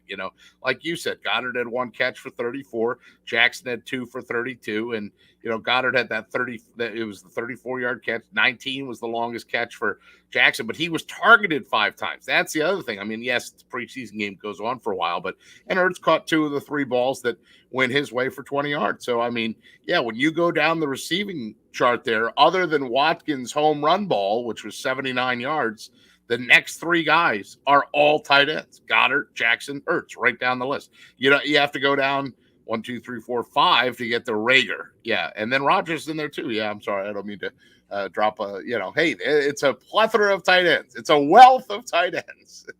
Well, Rager also dropped the ball last night. So he didn't exactly have the greatest game in the world. By the way, Ertz dropped an easy pass too. So we can't let him off the, by the way, we can't absolve him of all. Plus, what's going on with that hair, right? I mean, that's a whole nother conversation. What did he do? Pour a bottle of Clorox in there or something? Well, Jesus.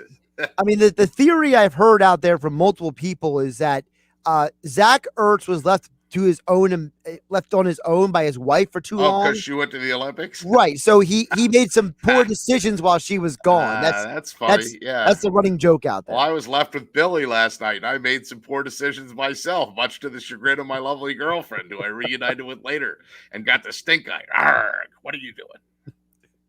So, Pete, back to the Eagles. So what were your thoughts overall on the first night for Nick Sirianni? It seemed like he got eased into things pretty normally. You know what I mean? Like, yeah, that's the thing. Like, I didn't think he embarrassed himself. I mean, we didn't see a Gabe Kapler moment where he tried to pull the guy in and he hadn't even taken off his warm-up coat yet. You know what I mean? We didn't see a oh crap, we have to call a timeout because we don't have to play in, or we didn't see any of that. It looked like a preseason game, and it looked like a guy that was getting the job done. So to me, that was like that's actually a win. I mean, that to me is the fact that nothing went actual, collapse or wrong. That's a win for those guys. And they have nowhere to go but up.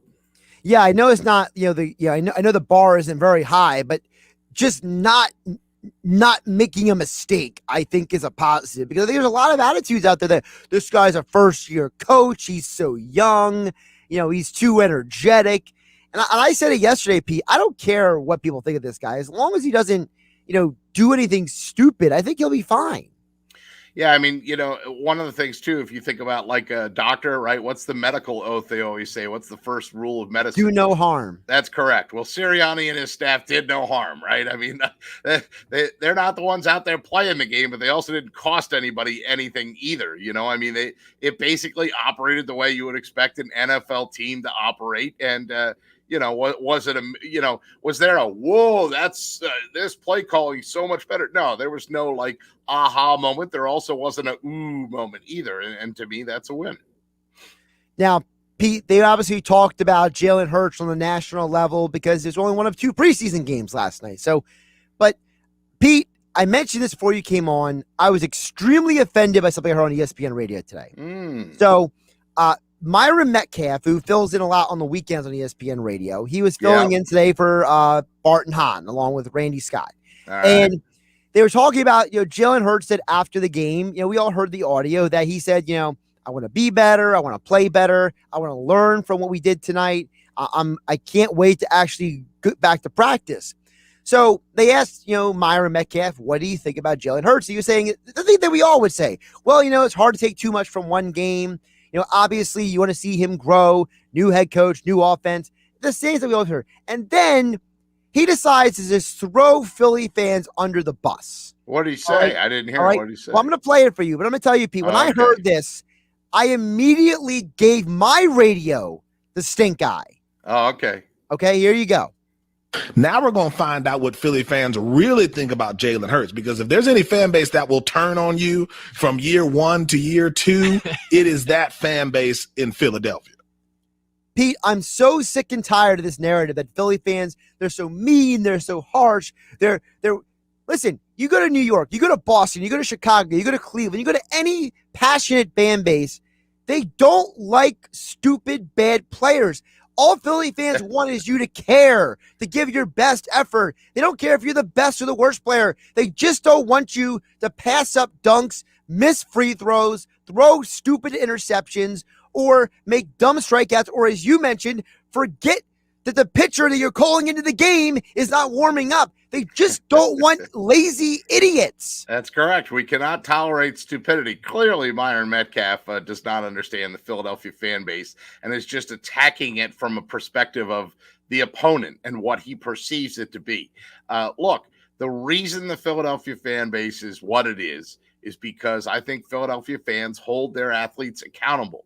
When they're good, they get the praise. When they're bad, they get the boos. And last night, Jalen Hurts was not so bad that I don't think there were any boos. I don't remember hearing any boos, but he also wasn't so good that you're ready to get his bust into Canton either. I mean, it was a good first start for a guy that, came off. And I like that you want your guy coming off saying, I could have done better. You want your guy saying that. And drops hurt him too. You talked about it, right?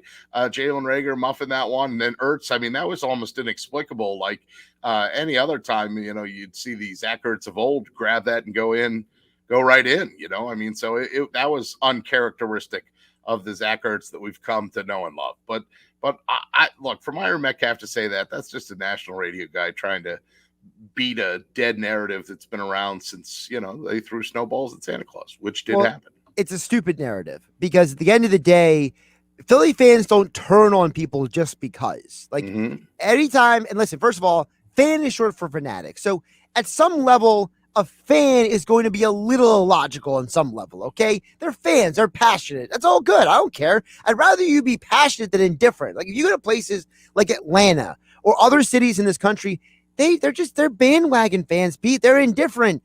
Philly fans show up when the team's losing. They don't care. They're out there. If you make a big play and your team is 4-11-1 like they were last year, they're going to blow the roof off for you. So I'd rather you be passionate and say, hey, Carson Wentz, stop being an idiot, than be like, well, I'll care when the team makes the postseason. Yeah, and it wasn't like the Philly fan base turned on Carson Wentz overnight. In fact, many people and many Wentz loyalists tried to defend him as long as possible, including his head coach, I thought. I thought Doug Peterson kept running him out there as long as possible. And as we've come to find out, maybe Wentz was the problem as he just started ignoring the calls that Doug was running in. Oh, screw you, Doug. I'll just do what I want. Yeah, interception again. By the way, you mentioned Doug. You see him at Colts practice today? Was he all in Colts gear this time? Because he was in Bears gear when he was at the Bears practice. I did not see him. He wasn't. I don't think he was wearing Colts. He was wearing some. You could tell someone bought him the shirt. Okay. I mean, it's hard to tell from the one picture I got here. I mean, he's got the Colts lanyard for sure and the Colts hat. Sure, because he's definitely got that and not get stopped by security. Yeah, it's hard. It's hard to tell if it's a Colts shirt or not because the way the light is shining on the shirt. Right. They made a big deal. Who? First of all, who is the picture up while you're talking? Well, it's. So I'm gonna pop it on. I don't know if you can see it on your screen, but I'll pop it on your screen. You can tell me if you can see it or not, so the people watching can see it as well. Here we go. So it's Doug, Carson, and Frank Wright. That's Colts gear, absolutely. Is it? It's just hard for me to tell with the glare on it. No, there's no doubt that's a Colts gear, and probably now I can't see what his visor is, but the visor's a Colts symbol. I can see that. Oh well, then it's absolutely Colts gear. Okay, so he got all the free stuff on the tour. Sure. I mean, you're not going to run your guy. You're not going to run him out there in something other than Colts colors. First of all, he'd stick out like a sore thumb. And secondly, that a picture of that's going to get taken. Now, what I find interesting about this, since this happened today, is will this stir up any talk in Indianapolis like it stirred up talk in Chicago when he went to go visit with Matt Nagy? I mean, my phone was lighting up from people that I know that are Bears fans, like, the hell's your ex-coach doing in our town? We don't want him. And I wrote back, hey, he did win a Super Bowl. When's the last time the Bears won the Super Bowl? That's not the point. Right. It's like I was arguing with the Billy Schweim of Chicago. Well, the thing with Doug is I think Doug is at the point in the offseason where he's just bored. So he just wanted something to do. So it's like, I'll go check out my buddies who are coaching around the league. Why not? I worked with Nat Nagy. I worked with Frank Reich. Why not go visit my buddies? And I say this all the time, don't I, Josh? Just once in my life, I would have liked to have been fired and paid. I have never been fired and paid. When I'm fired, and I'm going to the unemployment office like everybody else, just hoping to get some scraps. These coaches, these pro coaches that get fired from jobs, my buddy David Quinn, who got fired from the Rangers job with like 2 years left on his contract, or Doug Peterson, who gets fired with time left on his contract, or, you name it, athletes, coaches, whoever, when they get let go, Jake Arrieta, is Jake Arrieta going to be hurting for money at any point in the next day or two, or a week or two, or a year or two? No. But that doesn't happen to regular Joes like us. No, of course not. All right, Pete, before I let you go, because we got Jeff Kerr coming up next. So on Happy Hour Fridays, I like to inquire to the listeners what they're consuming this weekend. And a side topic that kind of branched out of that started with Joey D. and Ventnor. So Joey D. and Ventnor chimed in early in the show because, he's a loyal listener. Okay. And he talked about what he was drinking. And I was a little surprised by the flavor. So he's drinking some rum this weekend. Oh. But it's infused with watermelon. Ooh, watermelon infused rum. Interesting. Yeah, so it's Sailor Jerry rum infused with watermelon. And I had mentioned earlier in the show that to me, watermelon's one of those flavors that either you're on board or you're not. Like, it doesn't matter if it's alcohol or anything. I remember the watermelon, I think it was Powerade or Gatorade years ago, that was disgusting. You know what I mean?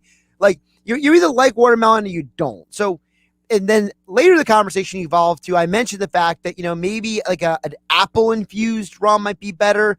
We talked about like grapefruit beer, grapefruit lagers are pretty good. So where does Pete T stand on the flavoring of alcohol? Well, it's interesting you bring that up because I'm not supposed to have a lot of stuff with carbonation. Therefore, I have been doing a lot of like Tito's or, in fact, the joke this summer has been that my drinks have been Tito's End. What is the end? Is it going to be the freshly squeezed orange juice? Is it going to be pineapple? Is it going to be cranberry? What is the mixer? What is the other half of that is not carbonated? So for flavored alcohols, like I've had some grape vodka before, or some of the, Three Olives grape or whatever that stuff. But that's been my go-to this summer has been the Tito's End, and it's always what the end is. But I do have to say real quick that the other day, and this was Wednesday, I had a Faith American Ale. Now, again, I'm not supposed to be having beer, but when Kelsey Grammer, the actor that played Frasier, pours you a beer, you drink it, right? I mean, you don't say, no, oh, sorry, Mr. Grammer, I can't drink beer right now, right? So I took the thing, and it was delicious. I mean, it was really, really good. It's out of upstate New York, up near the Catskills. He bought a brewery or a microbrewery, and they're making this beer. I think they have two brands. They were at the Beer Fest. John Henderson and them had him in, and then he made stops. He was over at the Irish Pub on St. James Place, and then he went to the Steel Pier for Anthony Catanoso and his people over there. But how cool was that? I got to hang out with Frasier and chat with him a little bit, and then he served me a beer, and it was delicious. I cannot tell a lie. That's my first beer in a long, long time, and it was outstanding. So Faith American Ale was what I liked. There you go. And of course, I saw that picture, you and Mr. Grammer out there. That was pretty cool, P. I'm glad you got to enjoy that. I mean, now, the part that was special too, Josh, just to jump in real quick, is that not only, a lot of times you'll get something set up like that where it's like, all right, next, take your picture next. But he was so nice and accommodating that I did get to talk to him a little bit about, his career and some of the work he'd done. I'd seen him in Dr. Death recently. And I said to him, boy, of all the stuff you've done, Kels, I said, I loved you in Frasier, loved you in Cheers. Everybody tells you that. I said, but my God, I said, when I saw you in that show, Boss, and he just started smiling. And he said, yeah. And I said, that was so good. You were so good. And he was like, well, thank you. I really appreciate that. That was neat. Well, because you are now Tito and maybe you and I can coordinate a weekend to go down to a local establishment that does not advertise on the radio, but I am a big fan of, that is very famous for their vodka crushes. Great. They're very famous for, literally they have a bunch of flavors, but it's vodka and juice and I think it's grenadine or something like that. Okay. And literally they're famous for it. They're famous All for right. that and their seafood at this establishment. Sounds good. You had me at hello. Sounds good. And then we'll either Uber or we'll make somebody else drive us. Pete Thompson wearing the Eagles hat today on Happy Hour Friday. Damn fine hat, isn't it? It is a great hat. And you can catch him this Sunday on the Locker Room with Billy Schweim. The rumor has it that John Runyon is the guest on Sunday. That's the hope. He did text back last night. Billy texted him and he texted back. So fingers crossed. You never know until the guy, you're the producer sometimes. You know how this works. And please answer. Oh, please answer. And then you get that 2 straight to voicemail. And you're like, oh God, did they forget? So fingers crossed. But we, and I texted Billy today. So what's the backup plan if Runyon forgets about us? He writes back, I don't have one. I go, come on, man. Boy Scouts, be prepared. So what you're saying is you're a Boy Scout and Billy's not. Yes, something like that. But we'll have a show and it'll be good. And I hope you all tune in. And he's got Charlie Manuel tomorrow in tomorrow's show.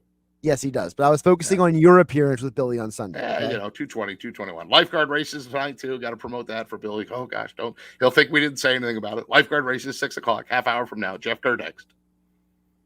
Pete, I'll talk to you later. See you, buddy. Have a good weekend.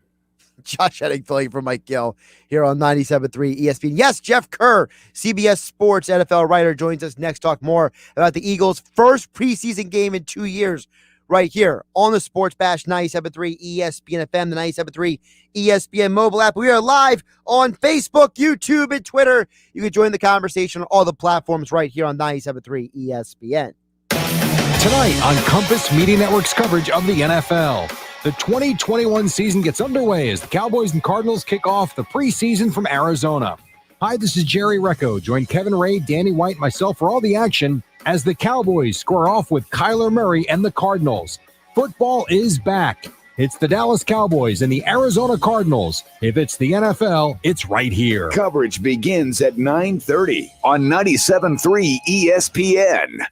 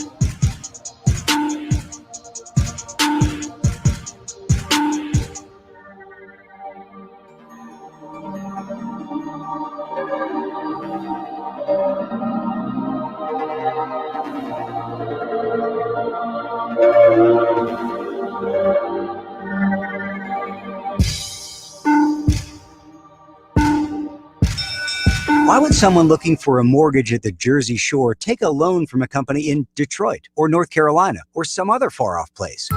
Online mortgages promise a lot, but don't always deliver. First Bank of Sea Isle City knows the Jersey Shore. We are local lenders. We use local appraisers and provide in-house processing. We understand the unique obstacles of financing in Cape May County. Don't take a chance. Local banking is better. Let us guide you. First Bank of Sea Isle City. Member FDIC, Equal Housing Lender. You can watch the Sports Bash live now on Facebook, YouTube, and Twitter. Search 97.3 ESPN or visit our website, 973ESPN.com. Josh Hennig back here, filling in for Mike Gill. Sports Bash Saturday, 97.3 ESPN FM, 97.3 ESPN mobile app. We are live on Facebook, YouTube, and Twitter. Joining the show right now to get more into the Eagles and the NFL, also NFL news as well. It just kind of broke a little bit ago. Jeff Kerr, CBS Sports, at Jeff Kerr, CBS on Twitter, joining us right now here on a Happy Hour Friday here on 97.3 ESPN. Jeff, how you doing today? Pretty good. The Giants finally signed an offensive lineman, so their offensive line coach doesn't have to participate in practice anymore. That's always a plus, yes. But aside from that news, I got to start off with this Deshaun Watson thing that dropped about roughly 30 minutes ago. So apparently, all the talk about there being a potential indictment is apparently proceeding forward, and apparently in Harris County, they're talking about sexual misconduct, sexual assault, human trafficking. It seems like that if there's going to be an indictment, it's coming soon. Yeah, and for any Eagles fan that was kind of hoping for Deshaun Watson to come here, don't. I think this just ends any of that talk right now. Do you think in many ways this is what these NFL teams were waiting for, that they were waiting for this information to come down? Because it seems like this whole thing has been a circus. You know, Deshaun Watson yelling at the media. He hasn't shown up practice for 5 days. I mean, it almost feels like this is the moment that everyone's been waiting and hoping and praying for, because let's be realistic. We're not going to get any resolution until this off the field stuff is taken care of. Yeah, and honestly, this is what it was. There were so many variables. There were so many unknowns. It was a he said, she said thing. Now this is all coming to light. I mean, this guy's probably going to get suspended for the whole year at least, if not go to jail. I memean, let's be honest, Josh. That's the reality of the situation. No team's going to want to touch this guy with a 10.5-foot pole right now. So in my eyes, it's any team that was kind of holding out hope, or the Texans were kind of holding out hope for a team to trade for Deshaun Watson and take this problem off their hands, it wasn't going to happen. By the way, I got a little upset at Watson yesterday for saying those comments to the media. Does he know anything he says right now does not help him, even if it's the most meaningless thing? If he would have just looked at those guys and, you know, whoever's taking photos of him or whatever, if he just looks at them, you can't say anything. You can speculate, but you can't say anything. That's what it is. But when you say something, that's a terrible, terrible look for him. And it just looks like the guy's not remorseful. And people like me are saying this right now because he said something. Like, you could tell he's upset. You could tell he's, PO'd or whatever. I just don't get what he had to gain by saying something like what he did yesterday. When you think about overall this situation, is it almost a blessing in disguise that Deshaun Watson could potentially not play football this year, considering how ridiculous this year has gone? For the Texans, I'm sure they're happy about this right now. Honestly, I think they don't want him around, and I think they were secretly hoping that he would have gone on the commissioner's exempt list, and it just never happened. So now he can just show up, and I mean, they don't have to practice him, but he kind of just went there, wore his hood, and threw the football around. And he kind of made David Culley look like an idiot, because Culley, he's out of his gourd right now, doesn't know the situation. And he's like, well, he's here, and the same thing happens every day. Well, what's the same thing? I mean, how does David Culley feel about him here? I'm sure he would love him to be the starting quarterback of this football team, but there were so many variables involved. And, you got to move on to your plan B, where that's Tyrod Taylor, where that's Davis Mills. They weren't going to play him this weekend. it just seemed like a big mess. And the only way the Texans were getting out of it at this point was either A, trade him, or B, hope the NFL suspends it, or C, he does get indicted, and it looks like C is going to happen. Yeah, and listen, I don't wish ill for people as a general principle, Jeff, but I'm at the point with Deshaun Watson where I just want him to go away, because I feel like these accusations are just, if people can read the R-rated version of the accusations online, but to me, if you're an NFL team, you don't want to go anywhere near this guy. This guy needs to go away, deal with his legal issues, maybe stay away like Vic did for a year or two, and then maybe try to come back after all of that. Yeah, and that's the thing. When you read all this stuff, you're like, whoa, this is pretty serious here. And it's not one or two, it's 22. 22 people just don't conspire and sit in a room together and say, how can we get somebody? That's not how it works. And that's what bothered me about, when I was asked about Deshaun Watson, the football player, I'll tell you how great he is, to your face. I'll just say he's a top 3 quarterback in the NFL. But then when you get to the off-field stuff and the baggage, I don't want to talk about, honestly, because it's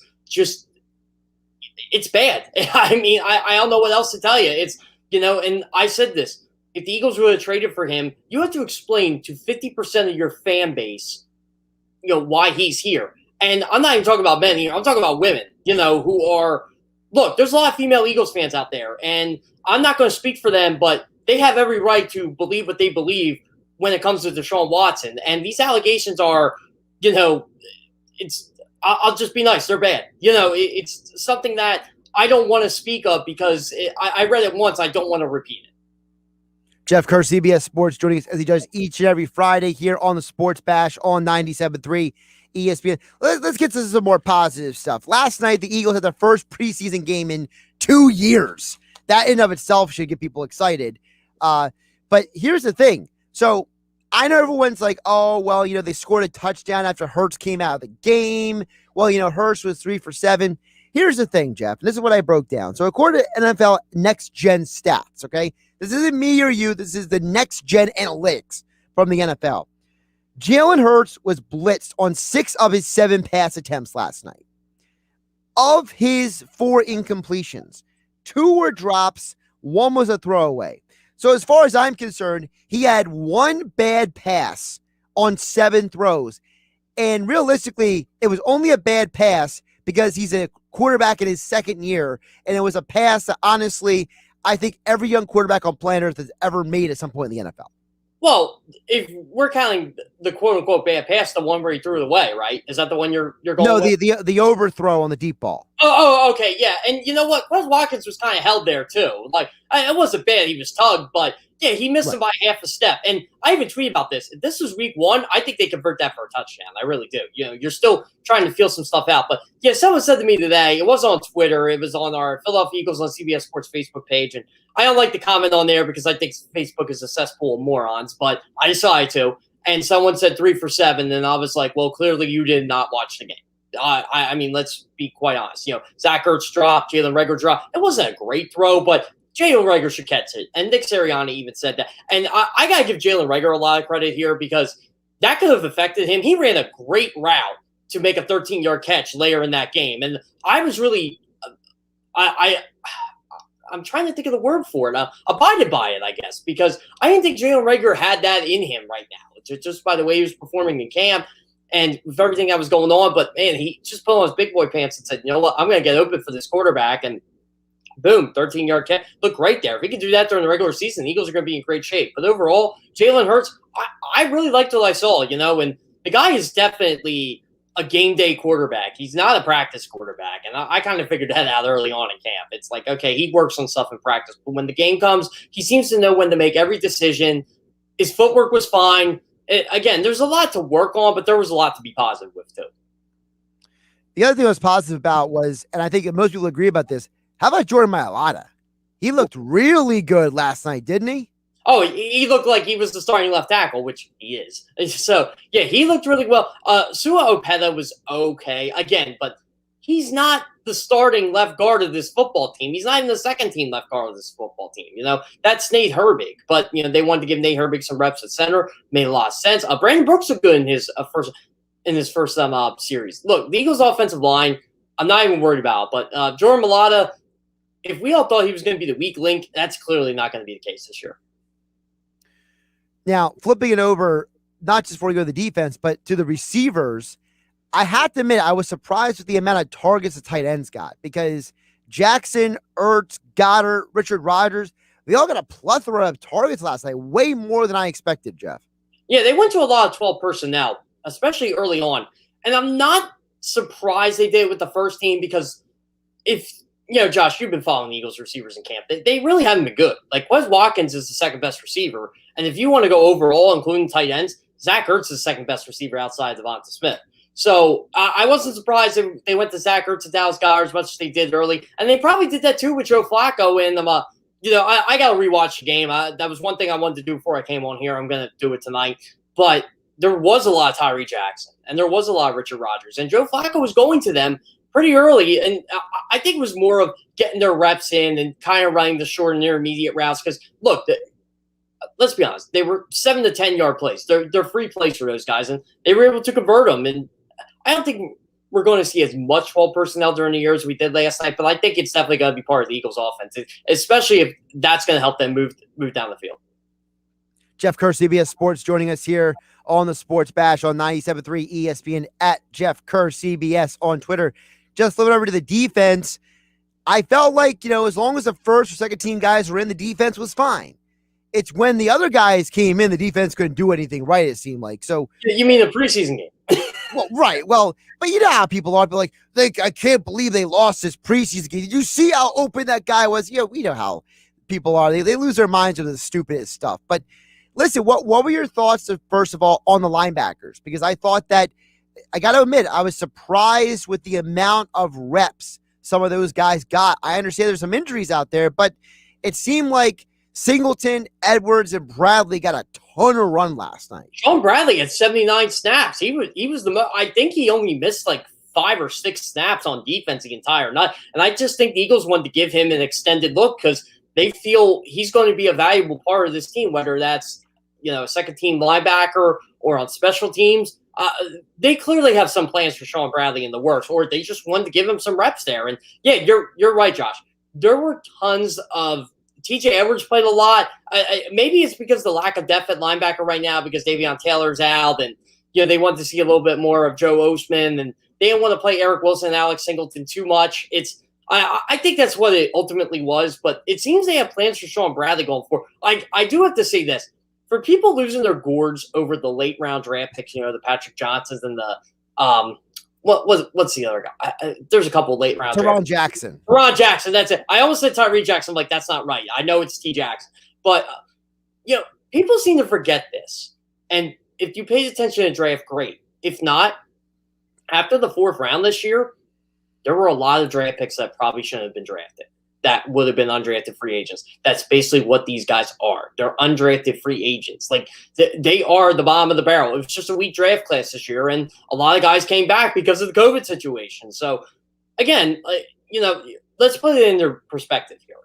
Let's not get on Howie Roseman because Patrick Johnson didn't look good last night. I don't even want to say that because I want to rewatch the game, and because I was doing post-game stuff. So I want to rewatch the game and find out, okay, were these guys as bad as I was kind of looking they were? Or, I kind of want to evaluate these guys because I feel like they'd be better once they played their second or third preseason game. Well, the one guy who was among the people in the third or fourth, I thought there were 2 guys who I thought did a good job in the second half. One was Elijah Riley. Aside from the interception, I think he showed that he could be a legit contributor on special teams and be a guy that could be a depth guy in the secondary. The other guy is, I've heard you and everybody else talk about Zech McPherson. And yeah, he gave up the 1 touchdown, had the 1 pass interference, but let's be realistic.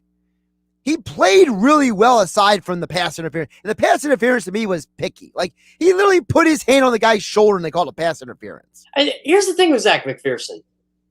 He played with a non-existent pass rush, and the Eagles were putting him outside. And look, this is all about learning for him.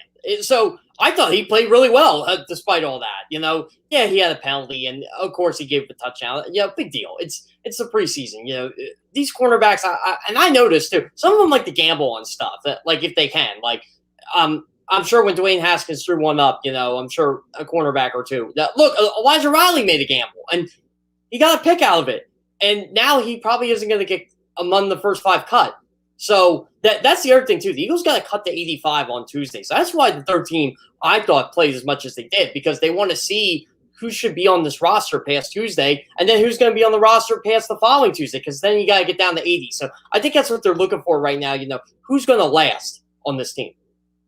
Now, you mentioned the cut downs. I'm assuming that is in conjunction with the inner squad practices with the Patriots leading up to the preseason game, correct? Yeah, it is. So Tuesday at 4 p.m., they have to cut 5, no matter what. I mean, they can get rid of 5 now if they want to and just get it to 85. And maybe they might do that, but I don't know. I think they want to see what some of these guys have in the joint practices too, because it's more reps, it's more opportunity. So who is a guy that you think kept themselves on the roster because of Thursday night? Elijah Riley, I think. I mean, I don't think he was going to be among the final 5 either, but now he's definitely not. And I think that's the key thing here. He was one of those guys where it's like, okay, where does he fit on this? Because you got Josiah Scott, you got Michael Jacquet. He played last year. Is Elijah Riley just roster filler at this point? Well, no, and he did play well in special teams too, so that's something to look out for as well. I think Elijah Riley is safe for at least 1 more week, and he may even be for 2 more weeks. I think Elijah Riley has played himself into that 53-man roster comparison. If not, he might be on a practice squad. I mean, he definitely got some playing time last year as well, so we know that he has some experience. And listen, I'm a little biased. I saw him a bunch at Army. I thought he did a very good job of being a tackling machine at Army, and he could always use a tackling machine on special teams. But that's just I'm biased toward Army and Navy and Air Force players too, Josh. So I'm with you on that one. Well, listen, I get made fun of a lot because, I do a lot of sports betting segments on Football Fridays on game night usually. And I have 3 years now. I've been hitting on my college football picks. People make fun of me. I always pick the military schools in my betting picks. And I'm like, I pick them because I'm always winning the bets. So, I mean, yes, I'm going to watch Army, Navy, and Air Force because they're not just because it's good college football, but it's also winning me money for 3 years. A couple years ago, I was the bold guy who said, if Army beats Cincinnati, they will run the table. They didn't beat Cincinnati, but they did run the table. So I guess I was right in a sense. Like, if Army beats Cincinnati, they will run the table. They were that good like 2 or 3 years. I'm trying to remember what year it was. I think it was 20. Well, it was 2 years ago that they covered the spread and took Oklahoma to overtime. That was the year. I think that was the year. It was year 18 or 19. They were really good both years. Yeah, and of course last year they covered the spread against Cincinnati too. So we'll throw that out there. Yeah, hey, you know what? You got to support the Black Knights whenever you get a chance. There aren't a lot of Black Knights players that make it in the NFL. So I got to root for Elijah Riley here. Jeff Kerr, CBS Sports. Give him a follow on Twitter at Jeff Kerr CBS for all your Eagles and NFL coverage. We always appreciate him contributing to us here on 97.3 ESPN. He'll be back on Monday after the weekend as the Eagles' first preseason game is in the books. The next one, next Thursday. Jeff, appreciate you jumping on. Have a great weekend, and we'll catch you Monday. I'll tell you what, Josh.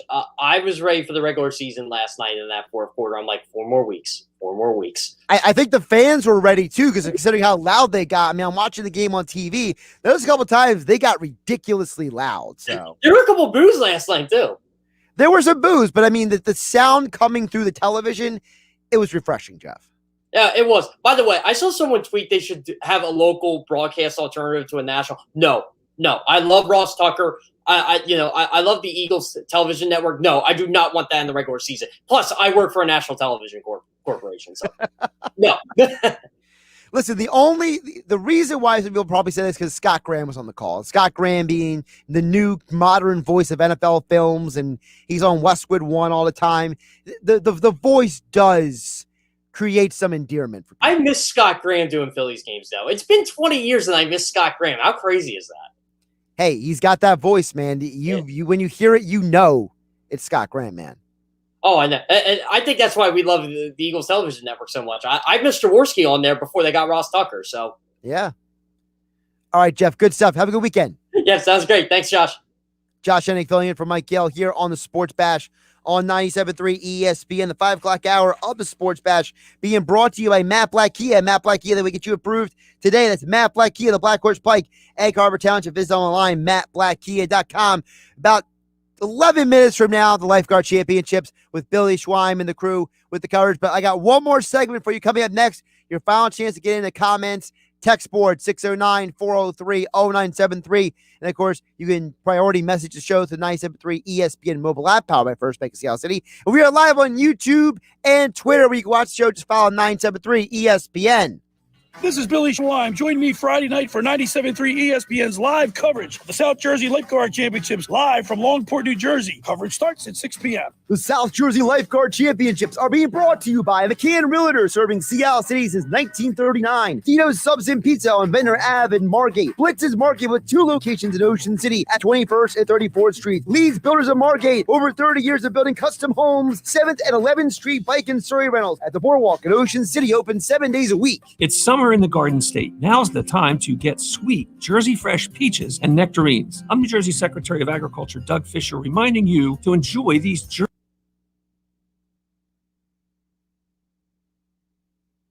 Yo. Colton, can you hear me? Colton, make sure everyone's returns are set to noon. Locals should be set to however high they need to hear themselves. Billy's mic should be at 10 a.m. Dan Adams should be at 11 a.m. And the rest of the mic should be around between 11 and 12.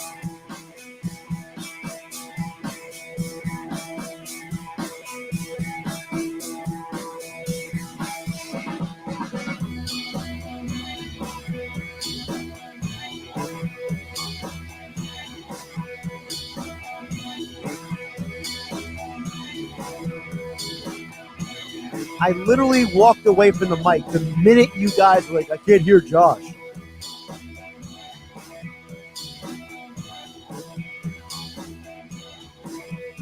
Yeah, you just got to turn off the return. Return. I'm on the return. I'm on the return.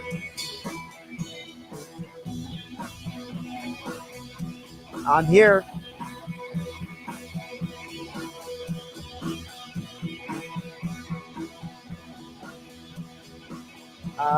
What are you set at, Billy?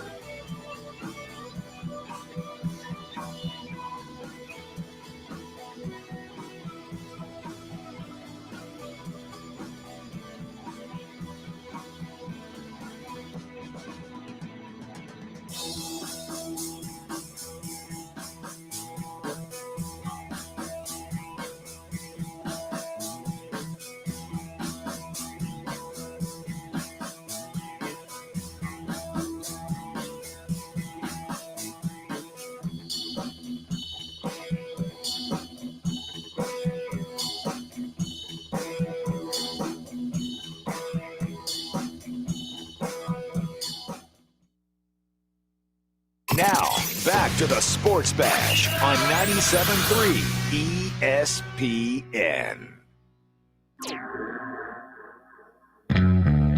All right, wrapping up the show, Josh Hennig filling in for Mike Gill. Happy Hour Friday. Great stuff from Jeff Kerr, Pete Thompson today. Of course, Bob Wankel and Mike McGarry earlier in the show. Andrew DiCecco. Great stuff for everyone today. I loved all the messages from all you guys. Always appreciate you guys chiming in with your thoughts, what you're drinking this weekend. Lots of great contributions throughout the show. Always enjoy that conversation with you guys.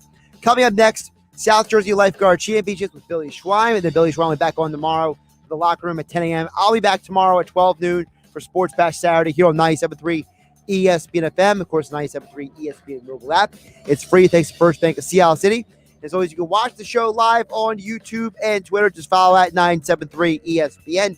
Thanks, everyone, for tuning into the show. Always appreciate you joining the conversation. I'm Josh Hennig. Catch up with you soon.